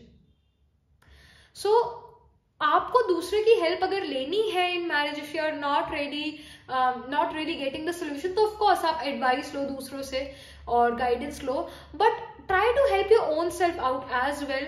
आप ये मत सोचो कि मैं उस सिचुएशन में फंसा हुआ हूं, ये सोचो कि अगर ये पर्सन इस सिचुएशन में होते तो क्या करते. समहा आपको उस चीज से भी, इस थॉट से भी हेल्प मिल सकती है, क्योंकि आप उस सिचुएशन में फंसे होगे और जब आपके मन में थॉट आएगा कि अगर वो पर्सन इस सिचुएशन में होता तो मैं उसे क्या गाइड करता या वो पर्सन क्या करते, तो आप उस सिचुएशन से उठ गए, ऊपर नीचे नहीं रहे, उठ गए, तो आपको दिखेगा ऊपर से कि ये रास्ता किधर को जाते, इस चीज का आउटकम क्या है, तो आप इजीली जो हो राइट डिसीजन ले पाओगे. क्योंकि अगर आप फंसे ही हो तो आपको पता नहीं इस दरवाजे को खोलने के बाद क्या आएगा. अगर आप ऊपर हो तो आप देख पाओगे इस दरवाजे को खोला तो ये जगह है, इस दरवाजे को खोला तो एग्जिट है. तो ऊपर उठ के देखने की बात है. जैसे कि यहाँ पर कार्ड आया है व्हाइट विच का, बी द लाइट. तो यहाँ पर अगेन लाइट की बात हो रही है. सन भी जो है, सन की भी सन लाइट होती है. तो again be honest with your spouse. Honesty की लाइट जो है बड़ी पावरफुल है. डिसऑनेस्टी कभी नहीं टिक सकती है. डिसऑनेस्टी मैरिज को जो है लॉन्ग टर्म तक नहीं लेकर जा सकती है. एक झूठ पे रिश्ता अगर कोई टिका हुआ है तो वो टूट जाएगा कभी ना कभी. तो यहाँ पर ऑनेस्ट रहना है अपने स्पाउस के साथ, और ओवर शेयर करो पर शेयर ना करो, ये ठीक नहीं है. शेयरिंग जरूर करनी है थॉट्स की, that's very important. Over sharing is okay, वो एक्सेप्टेबल है, बट शेयर ही नहीं करा वो एक्सेप्टेबल नहीं है. Over sharing is good for you. Pile number 3, चीजें डिस्कस करना आपके स्पाउस के साथ अच्छा रहेगा. कहीं ना कहीं आफ्टर मैरिज आप थोड़े नक्टर्नल भी यहाँ पर ज्यादा नजर आ रहे हो, नाइट में ज्यादा एक्टिव रहते हो, ये चीज नजर आ रही है. एंड यहाँ पर again white witch, be the light and you are the light. Somehow it can happen that your spouse asks your opinion, wants advice from you, and you give your advice to him, and किसी चीज के बारे में confuse थे, आपने वो advice दी, तो वो कंफ्यूजन खत्म होगी. जहां पर उनके मन में अंधेरा था, डार्कनेस थी किसी चीज को लेकर, तो you are giving your opinion and bringing light to that darkness. तो उनको क्लैरिटी आना, communication becomes very important for you, pile number 3. Alright, so ये आपके लिए गाइडेंस भी है मैरिज के लिए. And that was it for you, pile number 3. And yes, do let me know in the comment section how it resonates with you. Do like this video reading, subscribe to this channel, and if you're interested in personal reading, I do Astro Tarot reading and Nakshatra Kundli reading. You can book yourself a reading from my website. The link to my website is in the description box below, and I shall see you in the next reading. And one more thing, because we have Aries and we have the white witch here, we have a lot of greenery, and Aries may we have the nakshatra of Ashwini. So you can have different planets in Ashwini, and Ashwini is about healers. It's about Ayurvedic healing. So kahin na kahin after marriage, you're also going to become this person who will have एक kitchen garden जहां पर मरवे के पत्ते या कुछ ना कुछ herbs and shrubs आप जरूर ग्रो करोगे और उसको यूज करोगे फॉर योर हेल्थ इश्यूज। तो वो भी चीज यहाँ पर होती नजर आ रही है, करते हुए आप ये चीज नजर आ रहे हो। And yes, that was it, file number 3. I shall see you in the next reading. तब तक के लिए be positive, stay happy.